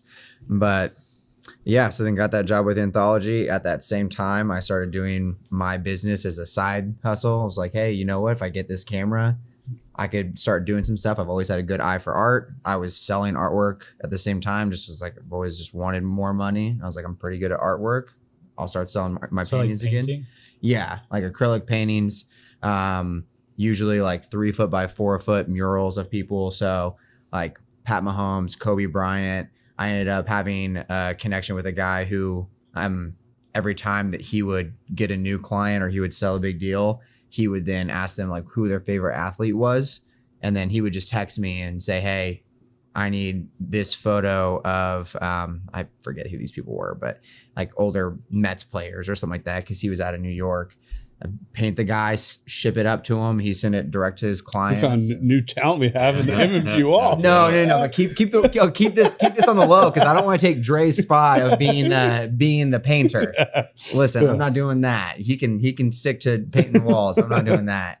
But if you want a small mural guy, 3 foot by 4 foot is where we max out. I can't believe you were talking to me about stuff for my walls in my office the other day and you didn't offer this. Well, listen, that comes at an additional cost. You could have got Logan a painting of me to put in his office. Who's your hero? Who is some of you like painting on your wall? Make sure he's wearing the 50 cal shirt. Yeah, the 50 cal shirt has to be on there. So you're painting murals on the side. Painting murals on the side to pay the bills until I got that job. And then, like I said, started my own business, was doing it on the side, was still just trucking along with my company at the same time. No longer trucking along. No longer trucking. Yes, absolutely not. PTSD from that. God. But yeah, and then after, like I said, about 2 years of that, then the side business became the full business and decided to let it go. So obviously you were doing the paintings. We just talked about that. But what led you, like, was there always a passion there for like content creation or business in general, or like what led you to think, okay, I want to do this specifically and then I want to make it a business? Yeah. I think it's one of those things that, like, you know, you as human beings, everyone's like, oh, what do you want to be when you grow up and you're a kid? And I feel like very rarely do people actually become that thing. I think that most people acquire skill sets over their lifetime, and then sometimes people can find a way to bundle them all together. So for me, like, I was always creative as a kid. I was always painting, drawing, whatever, like just anything creative I could.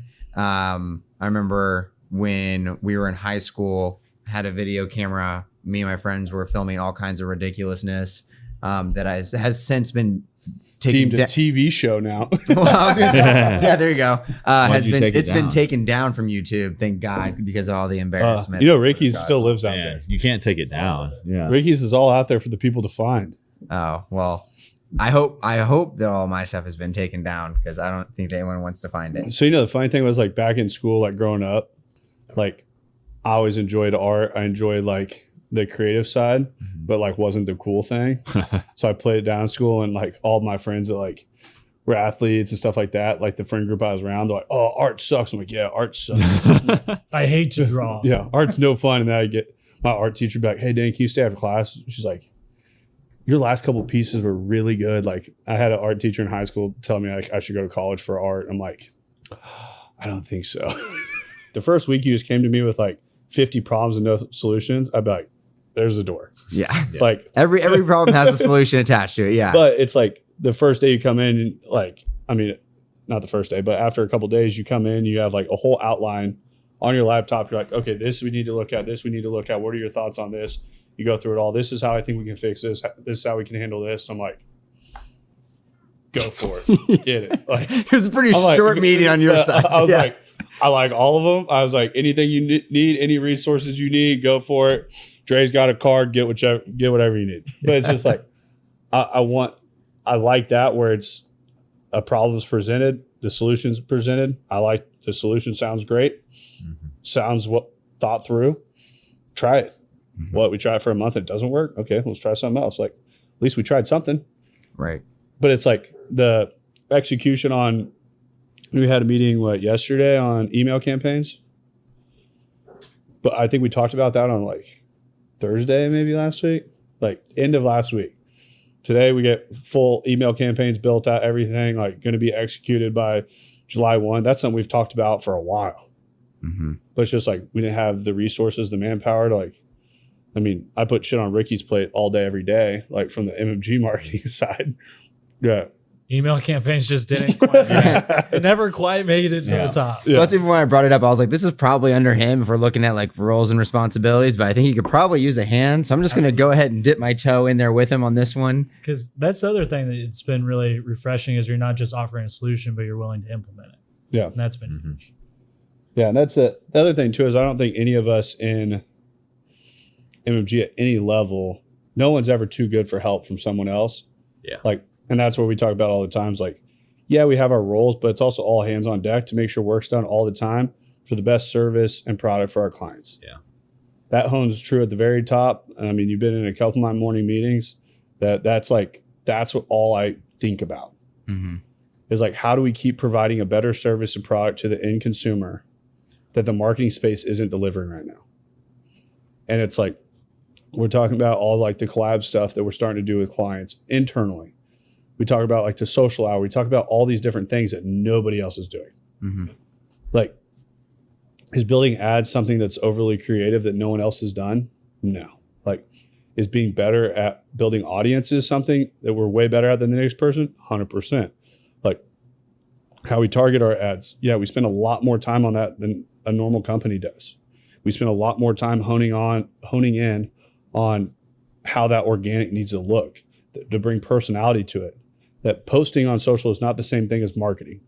We're talking about that today in the kitchen about there's these companies that get paid. I think I was talking to twins about that. There's these companies that get paid that literally post the dumbest shit possible on people's social media pages. Happy Pencil Day. Yeah. And they think that they're marketing. Those people don't deserve a marketing title. Those are the people that fuck up the whole entire marketing space. No questions asked. And I'll call out any one of them. But the sad thing is they're out there robbing companies of money and they put them under these 12-month contracts that they're stuck in. They're charging absurd amounts for this stuff. Yeah. It's insane. And I'm like, you cannot honestly tell me that your Instagram, your Facebook post that you put up, they got 0 likes, that can't get 100 views, that anybody actively wants to see it. Yeah. Like, and I think that's where also, like, when I watched your stuff, you understood how to do content. You understood how to capture attention. You understood that side of it, which is like, that's not something you can just teach people. Because I'm at the spot, like any marketing company in Kansas City that wants to come on here, I'll come on. They can come on. I'll debate it with them right here. No questions asked. Come on and we'll debate what you're doing. Because there's a lot of marketing companies in Kansas City that are just complete thieves on what they do. And that's one of the main reasons I started Moss Marketing Group in the beginning. Their communication's terrible. They don't care about the clients that they work with. It's just a money grab. To where I look at, you had the right ideas, you had the right thought on the content leg, But I mean, you've also brought, I mean, a whole different viewpoint into MMG in a matter of 2 weeks that I'm beyond thankful to have. Guys, Yeah. if we keep this up, my whole shtick about me being a personality hire isn't going to really play anymore. Yeah. You also brought a personality to the office, which I mean, I'm a personality About the not eating red meat personality. Yeah, that guy sucks. We'll have to work on that guy. What a nerd. no, but I just think that kidding. I think energy is a huge thing that I think a lot of people lack, and they just kind of mope around. And I love the energy that our office has. I think clients, when they come in, they see it. That I think if it's the people in the kitchen working on the laptops, if it's people working in the main lobby part on their laptops, the music playing, you can ask everyone in that office. I'm probably like the most OCD person about music playing all the time, which they're more cool with it now at the new place than we were at the other place, because the other place you couldn't. Well, you can't get away from it. Welcome back to the M3 podcast. This week, we got Ricky on from the MMG squad. We got Alex and Adam, now both with the MMG squad also. Our intros are going to look a little different rolling forward. We're going to do just a quick background and a little bit of information on what the podcast is going to be about. Our intro is, I'm going to say, kind of dated now, 130 episodes in.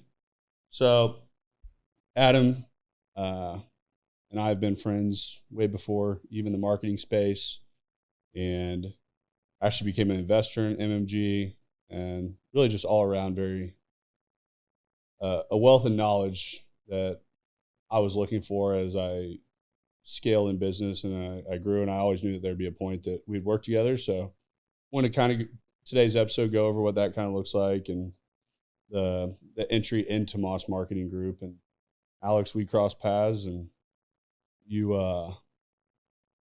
the initial thought process was a creative, and a lot of the things that you were showing skill set outside to the world. And as you've come on, the operation side has been something that's been a huge asset to us, and a huge kind of different piece I didn't know that you had, and kind of touch on that side, and we'll go from there. So that's a little different intro than before, and we'll kick it off. But both of you guys, it's been what, 2 weeks for you, Adam? Yeah, I'm in week 2 right now. Week 2 right now.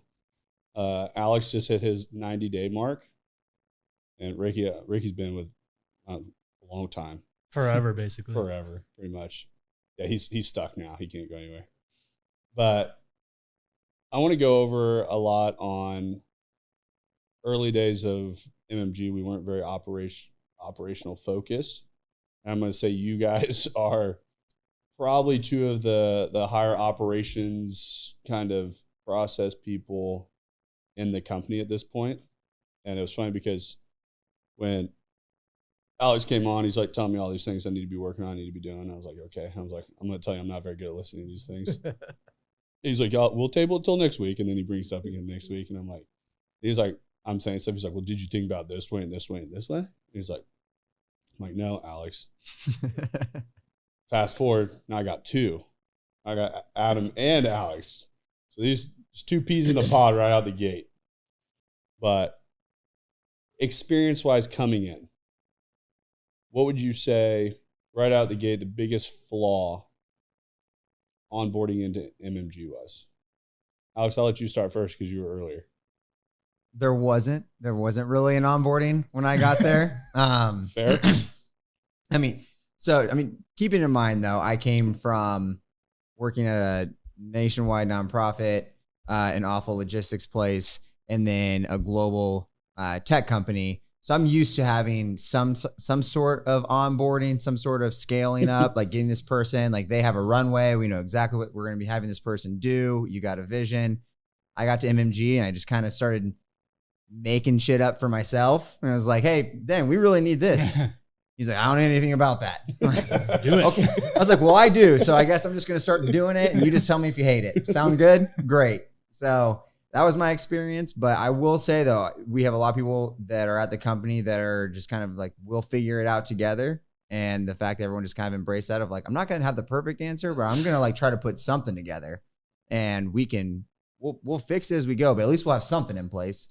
But yeah, we got there on a lot of things, and we're still getting better at some others. So I will say, from 90 days ago when Alex started to good over there, bro. I think Logan's allergic to Dre. Sneezing up a storm here, distracting me on the podcast. And Adam, I'm gonna say Adam's probably not even fair comparison because Adam comes in and knows everybody. Already kind of like one of the members of the gang. And he didn't actually get to experience the full employee onboarding because he got there and they were like, everyone was like, "Oh, we already know Adam." So I was like, "Okay, well, I guess he doesn't get to roll out the red carpet like everybody else does now." So I do feel bad that we didn't do that for him. Yeah, I was not made to feel special. Like, hey, it's your first day. Here's your folder and all the cool stuff that you normally get when you go into a new job. But the last place I came from is being at a car dealership, as you guys know, onboarding's like, well, there's your desk. You're gonna sit over there. We'll get you some logins eventually, and go get him, Tiger.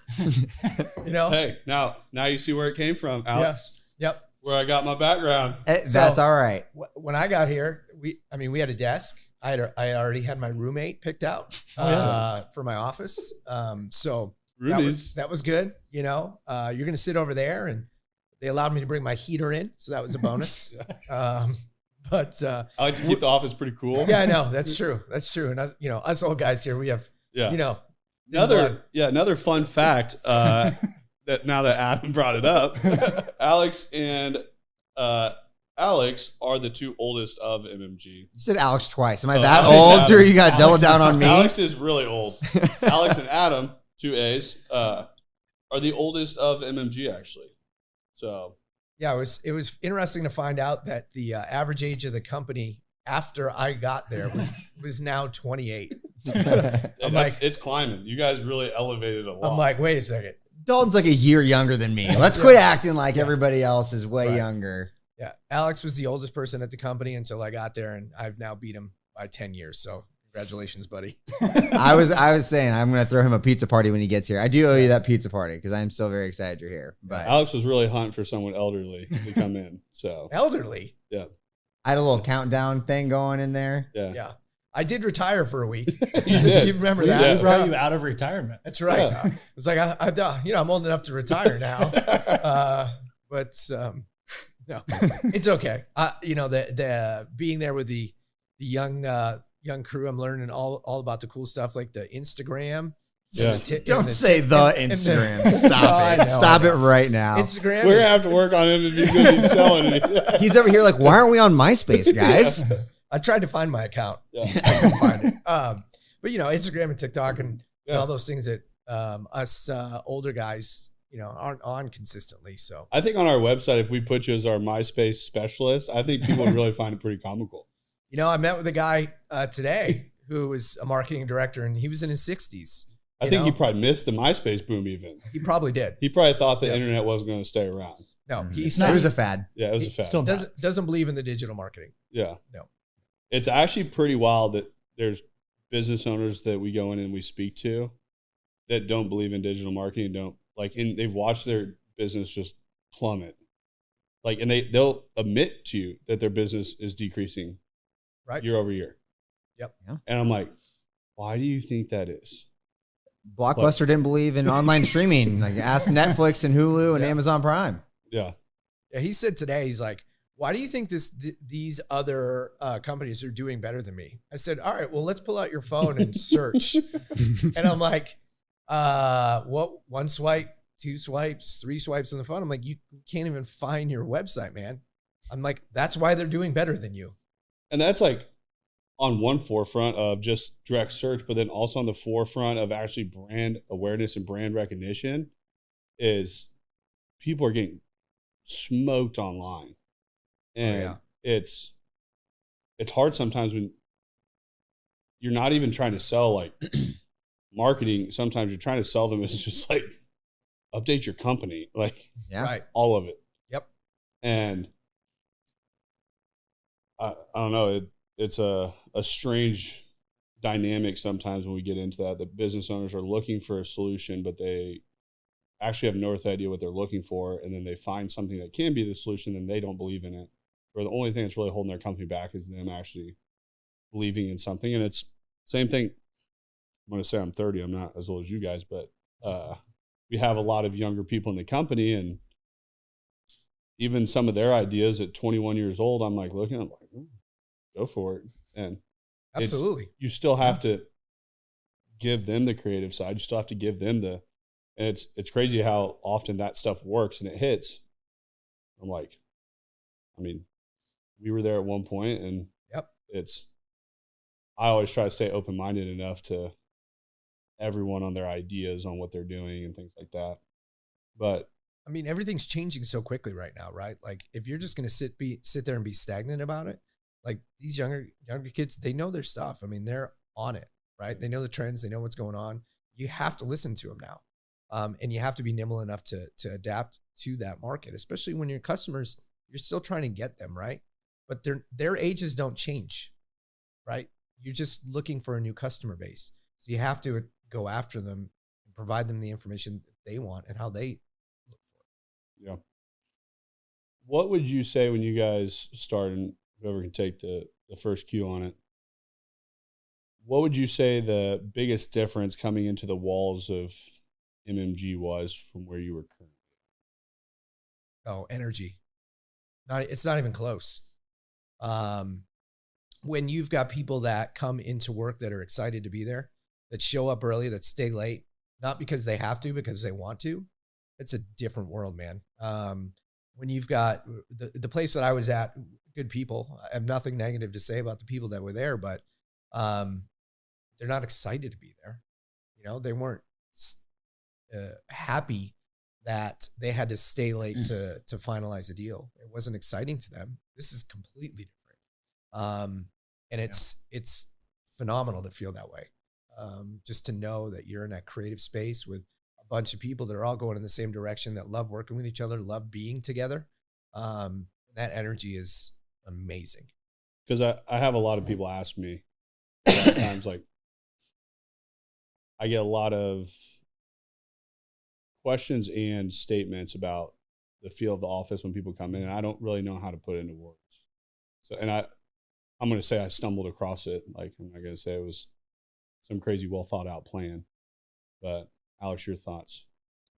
Yeah, so I think it's one thing that we don't talk about really that is truly a benefit to how we operate. So before like doing my own thing, working at the company I was, the marketing team that I was on for North America demand generation, it was my boss was in Atlanta. The two other people who had my position, one of them was in Washington State. The other one was in Cleveland. And then the two people that I managed below me were in Bogota, Colombia. The amount of time that it takes to create movement and get something on the calendar for us to have a Zoom meeting. Oh, hey, sorry, I got to take my dog to the vet. Let's push to next Thursday. Then we get to next Thursday. And by the time we have the meeting, now it's like, okay, now who do we need to loop in to make a decision on this? And we are 2 weeks from us realizing that we needed to have a conversation about something. And in our office, I walk over, Adam, we need to do this. Great. Alex, what do we need to do for this? We should do this. He's like, all right, let's do A, B, C. Boom. We're there in half an hour, which in these other companies that are you're spread out, you're only communicating through Slack, you'll get a response whenever that person decides to get off the couch, stop watching that episode of Friends, and respond to you. And then even then, if they don't feel like it, they're going to try to push it to next Tuesday. One of the reasons that we are doing so well as a company is because we are all in there, we're all bought in, and we create movement so much faster because we're all there and we're all on top of it right then and there, as opposed to everyone's working from home all the time and it slows down everything that they do as a company. What I love is, we talked about before, is I want to see movement. Oh, we made a decision on it. Let's execute right now, as opposed to pushing things down the road. I will say I've been very anti-remote working. And I mean, we had some words over at the other office that Logan and I spoke about one day, and he's like, He goes, we might have to hit a spot where that's a thing. I was like, that's not something I'm moving on. And is there talent probably out there outside of Kansas City somewhere that we could use? Yeah. But I would say to that is I don't really care for that business model. I like the business model of having physical space, having physical energy that somebody can walk into.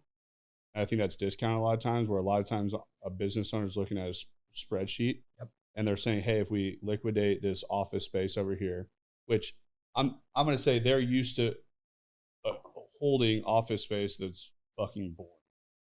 They're used to just holding these like straight cubicle areas, and they're like, well, this is X amount. And then I love all the people out there that are like, working from home is more productive. These companies are doing blah.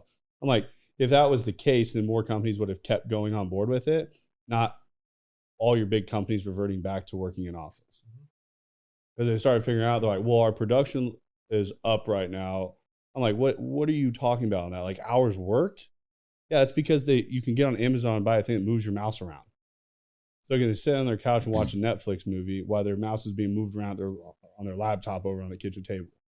Well, something else to be said about that too is that it was easier for companies to adjust to that because a lot of them already had the people, they had the relationships, they knew how to work together already. But that, to me, in my eyes, one person, I don't think that that's a sustainable model to move towards for moving forward. Like when someone joins on, I joined on, I didn't see my boss's face in person for like 6 months. Right. And then you don't see this nice mug every week. I get to see that mug every day. But then it makes it so much easier to problem solve, right? Like if you have an issue with a person and you feel like there's some kind of awkwardness there, but you see them twice a year, you never really feel like you can like move past whatever weird connection you don't have or do have. When you see them every single day, you can fix whatever issues. You can communicate through things. And it makes you better as a team because you know you have a relationship with that person. I feel like you've been here for what? Like a week and a half. I feel like I can go to Adam with damn near anything that's going on in my life related to work or outside of work. I feel like I could call on him and be like, here's something going on in my personal life. This is a week and a half.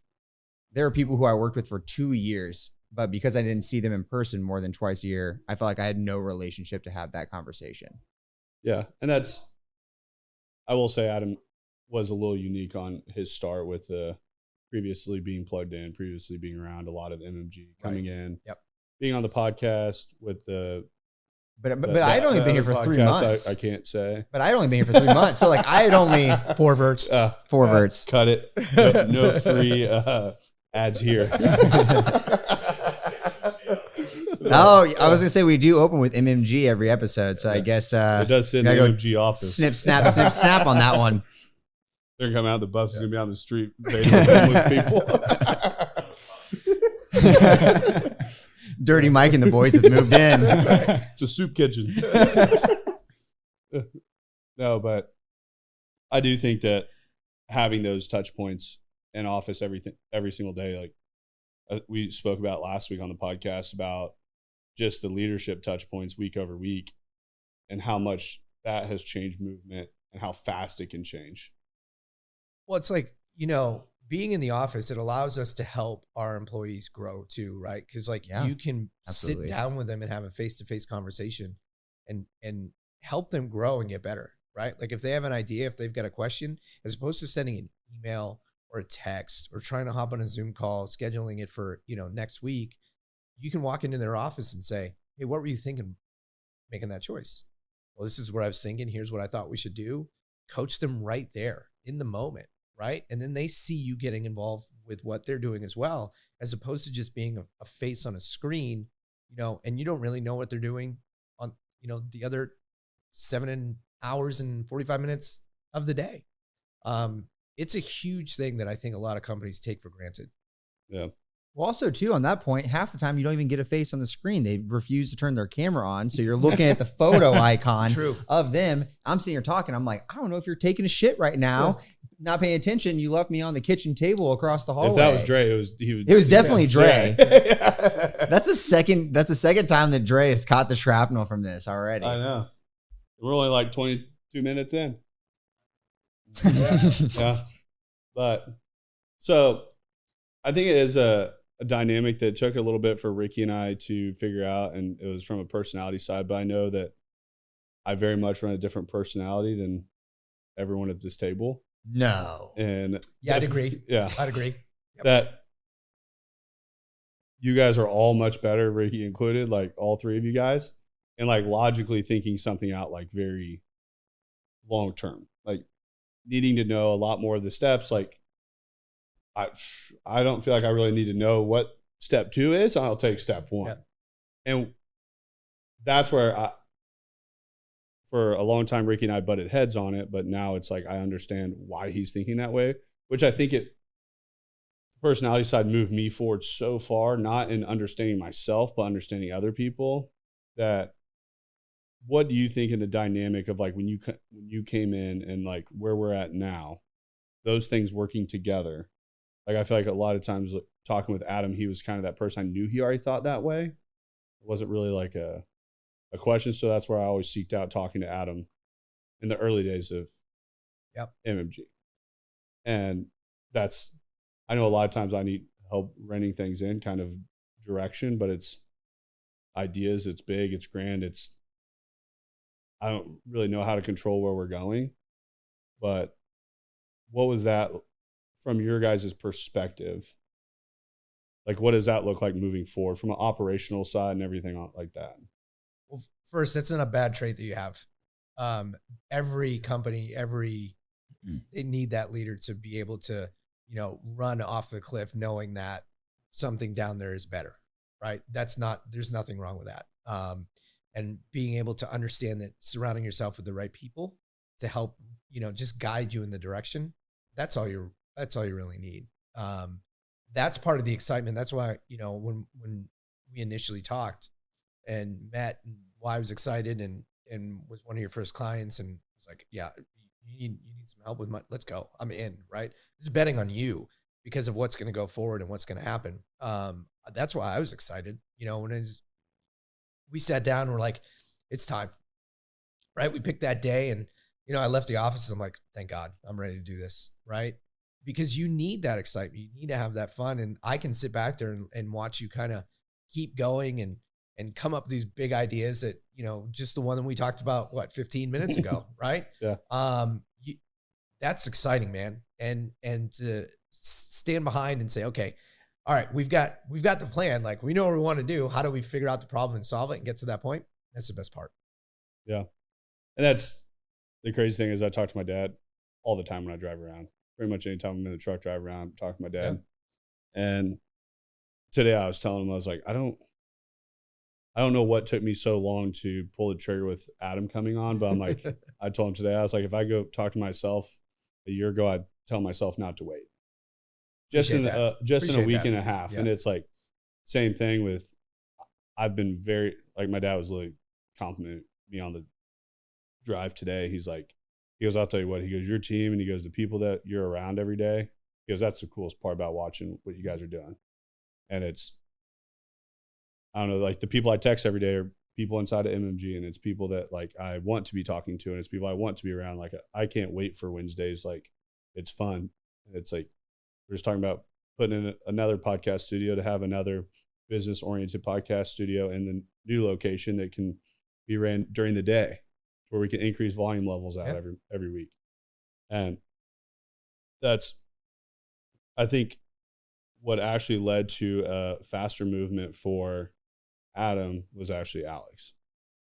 That because for the longest time, I didn't know how to fix the structure part, because the basement group has always been in this just like grind mode, that we hadn't had just a little bit of extra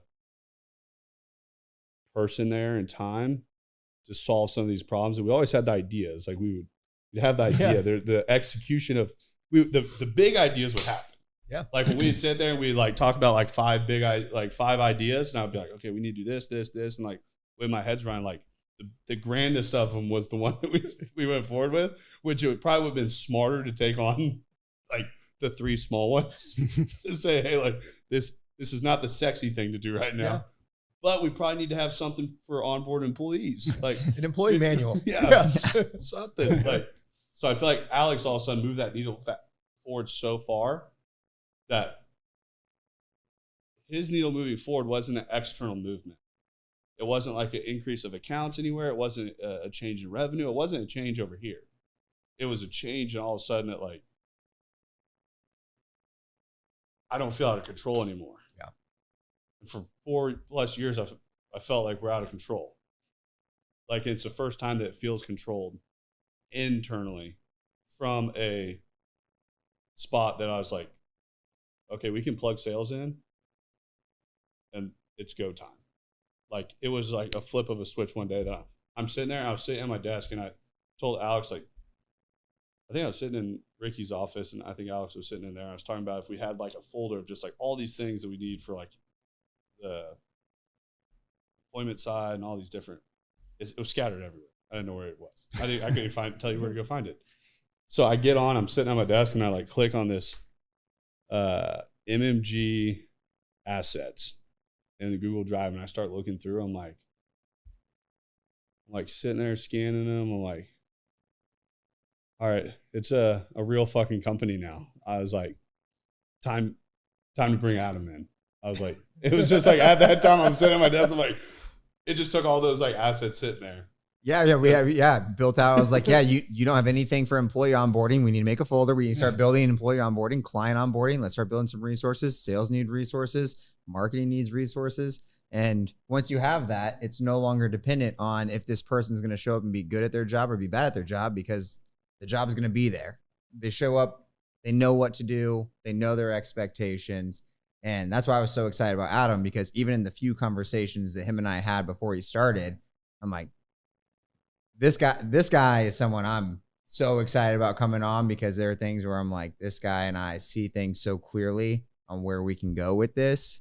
And we have the same vision on how we build things out. And I'm still waiting for us to have like a big disagreement about something, but I'm excited. I am still waiting for my folder. So. You will get a folder, young man.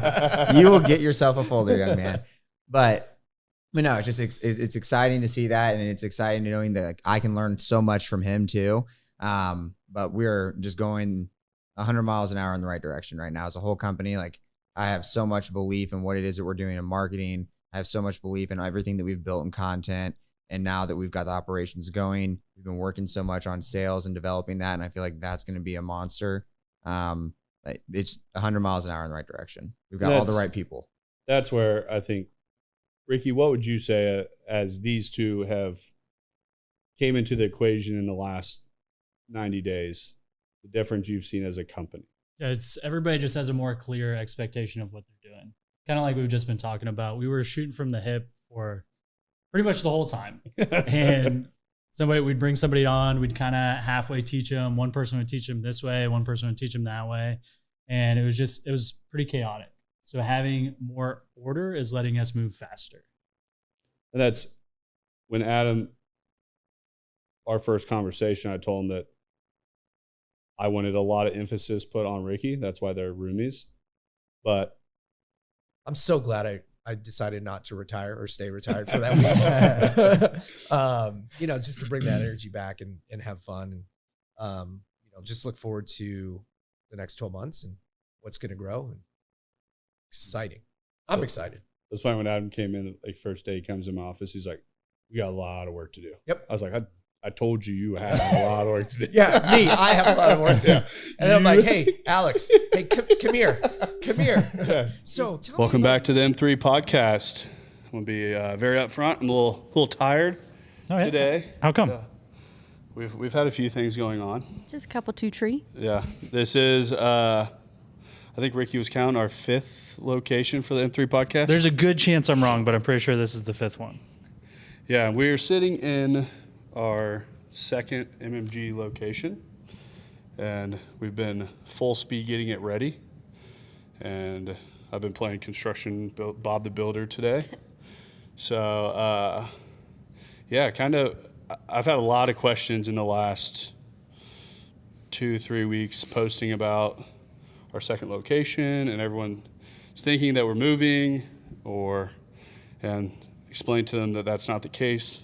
Explain to them opening a sales forefront and I think it just confuses a lot of people. So I want to kind of have a podcast in here and explain what we're doing here. And had a podcast recently with Bree, Emma, and Darby, just kind of about MMG lately, and from the marketing forefront. This one I kind of went from the sales forefront, and just all the things we have going on. So feel free, anybody wants to kick it off. Yeah, we definitely have a few things going on. And most of the people that are looking from the outside in probably assume that we've had a sales team this whole time because we've been growing so fast, but that's not actually the case. We've definitely tried a few salespeople, so I'm not going to say that sales team is not the word I would use. We've tried salespeople, and I think I will take fault at that not working. And I think it's just a lot. My thought process on this office was this is the movement of sales getting all the resources needed to succeed. You have to keep your eyes open. You have to keep learning. You have to keep pressing forward. And I think that's just, I don't know. I think there's a lot of doors to open out there. I think a lot of people just struggle figuring out how to open them. So, no, I think that was a long-winded answer to what this office was going to be. What was that, like 30 minutes ago that you asked that? So you haven't thought about it at all. No, that's pretty much all I think about at night. I actually haven't been looking at office space since we signed on this. So. Well, that's probably good. At least get this one set and rolling then I'll start before you looking. start looking, yeah. Yeah. Yeah, what's the next one for? Well, we're going to run out of room for marketing and content soon. That's true. I guess we'll give them the next one. Yeah, because we got, moving this over here, I've mapped out, we got 12 seats available over there now. So once we plug in another 6 to 8, we'll be on market for another place. You don't just want to put 6 people on the bus, 8 people at that conference table, probably have like 10 people out of the lobby up front. I mean, if we're not doing sales calls in there, then You and Dre can share an office. I told Dre if I'm not over here, I was like, because he was like, I thought I was gonna be flexing back and forth too. I was like, yeah, you are. And I was like, you're gonna have to do all like employee contracts, like all that stuff over the new place. He's like, I don't have an office. I was like, if I'm not over there, just use mine. So I've actually thought about us flexing back and forth opposite, and then him offloading his office, which would then free up 2 more spots over the other spot. There you go. But he also needs like filing cabinets and stuff like that, and I don't put any of that shit in my office. So There's got to be a cool looking file cabinet out there, right? I mean, somewhere. An aviation filing cabinet. Oh. That'd be cool. I got a very good feng shui going on, so Yeah, there you go. I don't need Dre's filing cabinets to mess that up for me. He'll take your picture down and put his back up every other day. Every other day with flipping out Flip photos. pictures. Yeah. Yeah, Yeah. but I like it. Dre's not even here. He's still getting crap in the podcast. I know. Just in case he listens. Yeah, he's not listening. But no, he's come a long way. It's also nice having somebody that picks up a lot of slack in a lot of different directions. That I'm not wearing an HR hat. I promise you that. I could probably be the biggest HR problem we have. I'm not doing the accounting side of things. I'm really good at driving the ship, all the weight that comes behind it. I'm not the best at managing, so got a lot of great people around that handle all that stuff. So I think they enjoy doing it. Dre, maybe not as much as everybody else, but yeah, he'll get offload. We have a plan here in the near future. He'll get offload a lot of his stuff, so he'll start helping me out more probably this next year. yeah, that'll be good. Yeah. He does the important stuff behind the scenes that you don't really realize how, it's super important. Like, he needs to be doing what he's doing. Oh, for sure. Give him a lot of crap, but he makes a lot of the operation happen. So keeps us out of court. And he prints It's a the big one. checks, so that's important. Yeah, he does That's all what I that. meant. That's the most important thing, right? I still sign them. I kind of like that job, though. That's one thing I do feel pretty accomplished when I Yeah. do. That stack's getting pretty big. Trey brings in that stack now. It sits on my desk. I'm like, damn. But We're making a difference in people's lives too, right? Like that's the best part about having a business, I think, is being able to change all those lives for everybody that's working for you and see them grow and, be able to take care of their families in different ways. It's, that was my most, that's what I enjoy the most of my own company, was just being able to do that. yeah, it's something that I think also giving people the control back in their lives and giving people the control to change a future. I think a lot of people get chained to the ground at a job and they get stuck in a cubicle and they have no voice. And I feel like we do a really good job of people having a voice. And I mean, when people move the needle forward for us, it doesn't go unrecognized. And that's my deal is I think a lot of people in life think that they are doing something that's moving the needle forward. In reality, they're not. And I also think a lot of people just think that they have more value than they have. I'm not saying that in a negative way. It's saying that you have to keep evolving to gain more value, that when you come onto a company and you sit somewhere, if you have skill set, and say if it's on a grading scale of 1 to 100, you have a skill set of 4, then you're paid at a skill set of 4. You increase your skill set to a 10, you get paid to a 10. And as you keep increasing skill set, and that's where you talk about practice is done outside of work. That when you go home, that's when you practice. And it's game time is when you're at work. So I look at listening to podcasts outside of work, studying marketing outside of work, reading when you go to bed. Those kind of things are what that's what moves the needle forward in life. And I think that's the thing that most people don't do. And they think that they have this job every day and they're supposed to, NFL players get paid to play.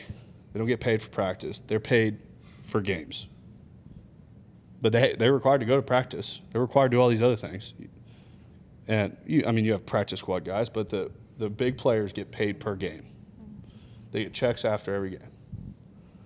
Like, you look at it, and work is the game. You practice when you're at home, when you're on the weekends, and that's where so many people think that this disconnect. And then, of course, you have all the people out there that'll bitch all day long. I'm not putting in any hours outside of work. I'm not paid for that. That's why you're always going to get paid at a fucking 4 the rest of your life. Those people will get paid at the lowest level their whole life, and they will bitch about it forever. But then there's people that really put in learning and developing and honing in a skill set, and then they get rewarded for it, and it's crazy how they move up. And it's the wildest thing, because there's such a negative outlook on that when they're like, well, yeah, of course, you're the business owner, so you want everyone to work at home and put in. I'm like, you don't have to work on anything for us. Work on increasing your skill set of what you bring to the table. Because it's funny when people balk that they want a pay increase because the company's moving forward. Great. What piece of that movement did you have a part of? Because you've worked on the same 10 accounts since the day you started, and then all these new accounts that we onboard and all the new people that we brought on, and all them, they get paid on those accounts. So what did you do to increase the company on this side? Because in our equation, if you want to look at what you do every single day, you have done nothing different from the day one to now. So why do you bring more value to the table now? And that's why I look at it as like, I feel like that's a pretty easy question. Well, I've done X, Y, and Z. I've learned how to do this, and I can now do this. Great. What do you think that's worth? We'll come to a conclusion, and then there's your pay raise. No problem. I'm probably the easiest sell on that. Like, I'm the easiest person to sell. I'm like, hey, I do X, Y, and Z, and this is why I think there's value to it. Great, here you go. But if you're like, yeah, I want a pay raise. Why? Because I come to work every day. Oh, great. Because I do my job every day. Oh, okay, cool. So, we had a whole group of content creators. They just showed up and did their job. They didn't do anything extra. And then they got pay raises, and it led to us creating a fucked up culture in the content room. And then they walk out because we put a line in the sand. The second they got told no, they were like babies, like an infant child. Once they got told no, they just screamed and they cried, and then they want to walk out. That's not how our world works. Those people that have that mentality will always live at the bottom of the food chart. Like, if you want to make it to the top, increase your skill set, increase what you know how to do, increase your social skills. There's a value right there most people don't focus on. They think being a hermit crab is going to make them more money. Great. If you want to be that, learn how to code. Learn how to use ChatGPT better. There's going to be so much room for financial gain in the next, years to come. But understanding AI better than the next person. There's a value point there. Great. There's going to be new jobs, just like you're going to have like an AI director. Yeah. Right? Because if you become an expert in that, it's just like anything else, like people who are now coders, like you can develop software. Like you're so much more valuable than some other people. Just like learn a little bit about this stuff. And you don't have to be an expert, but if you understand this better than somebody else, you're a lot more valuable to the company than somebody who's not. Yeah. If somebody's watching this and you're phenomenal at AI and plugging everything in, I'll hire a position on that. So if somebody's listening and you're great at AI, you know how to make all the connections, automate things, we will hire an automation AI director. Love to have that person. I'm all in. Yep. But there's skill sets and there's value points of what somebody deserves to make. And at this day and age of people just thinking because they go somewhere and they sit at a desk for X amount of hours that they should get paid for it.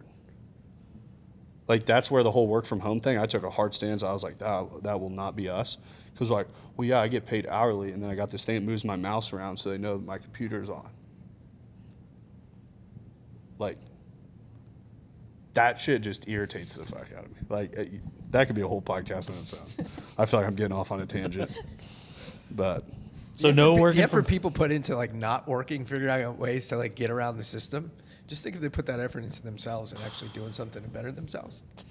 what a Mind-blowing. thought. What a concept. You should sell something on that. I should write a book just based on that, You right? should. It should be the easiest book to sell. It could be like 10 pages long. That's right. Yeah.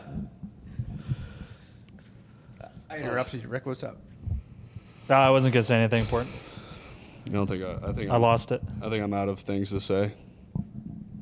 We're excited though. We're excited for 2025 and what that's going to bring, what the sales department's going to bring, and all the new headaches we're going to give you. Yeah. Yeah. But the three of us, I think we, definitely want to say thank you for, putting this into place for us as a team, and, giving somebody else the keys to, drive you around a little bit. My brand new Ferrari. Here you guys go. Yeah. It's yours. Yeah.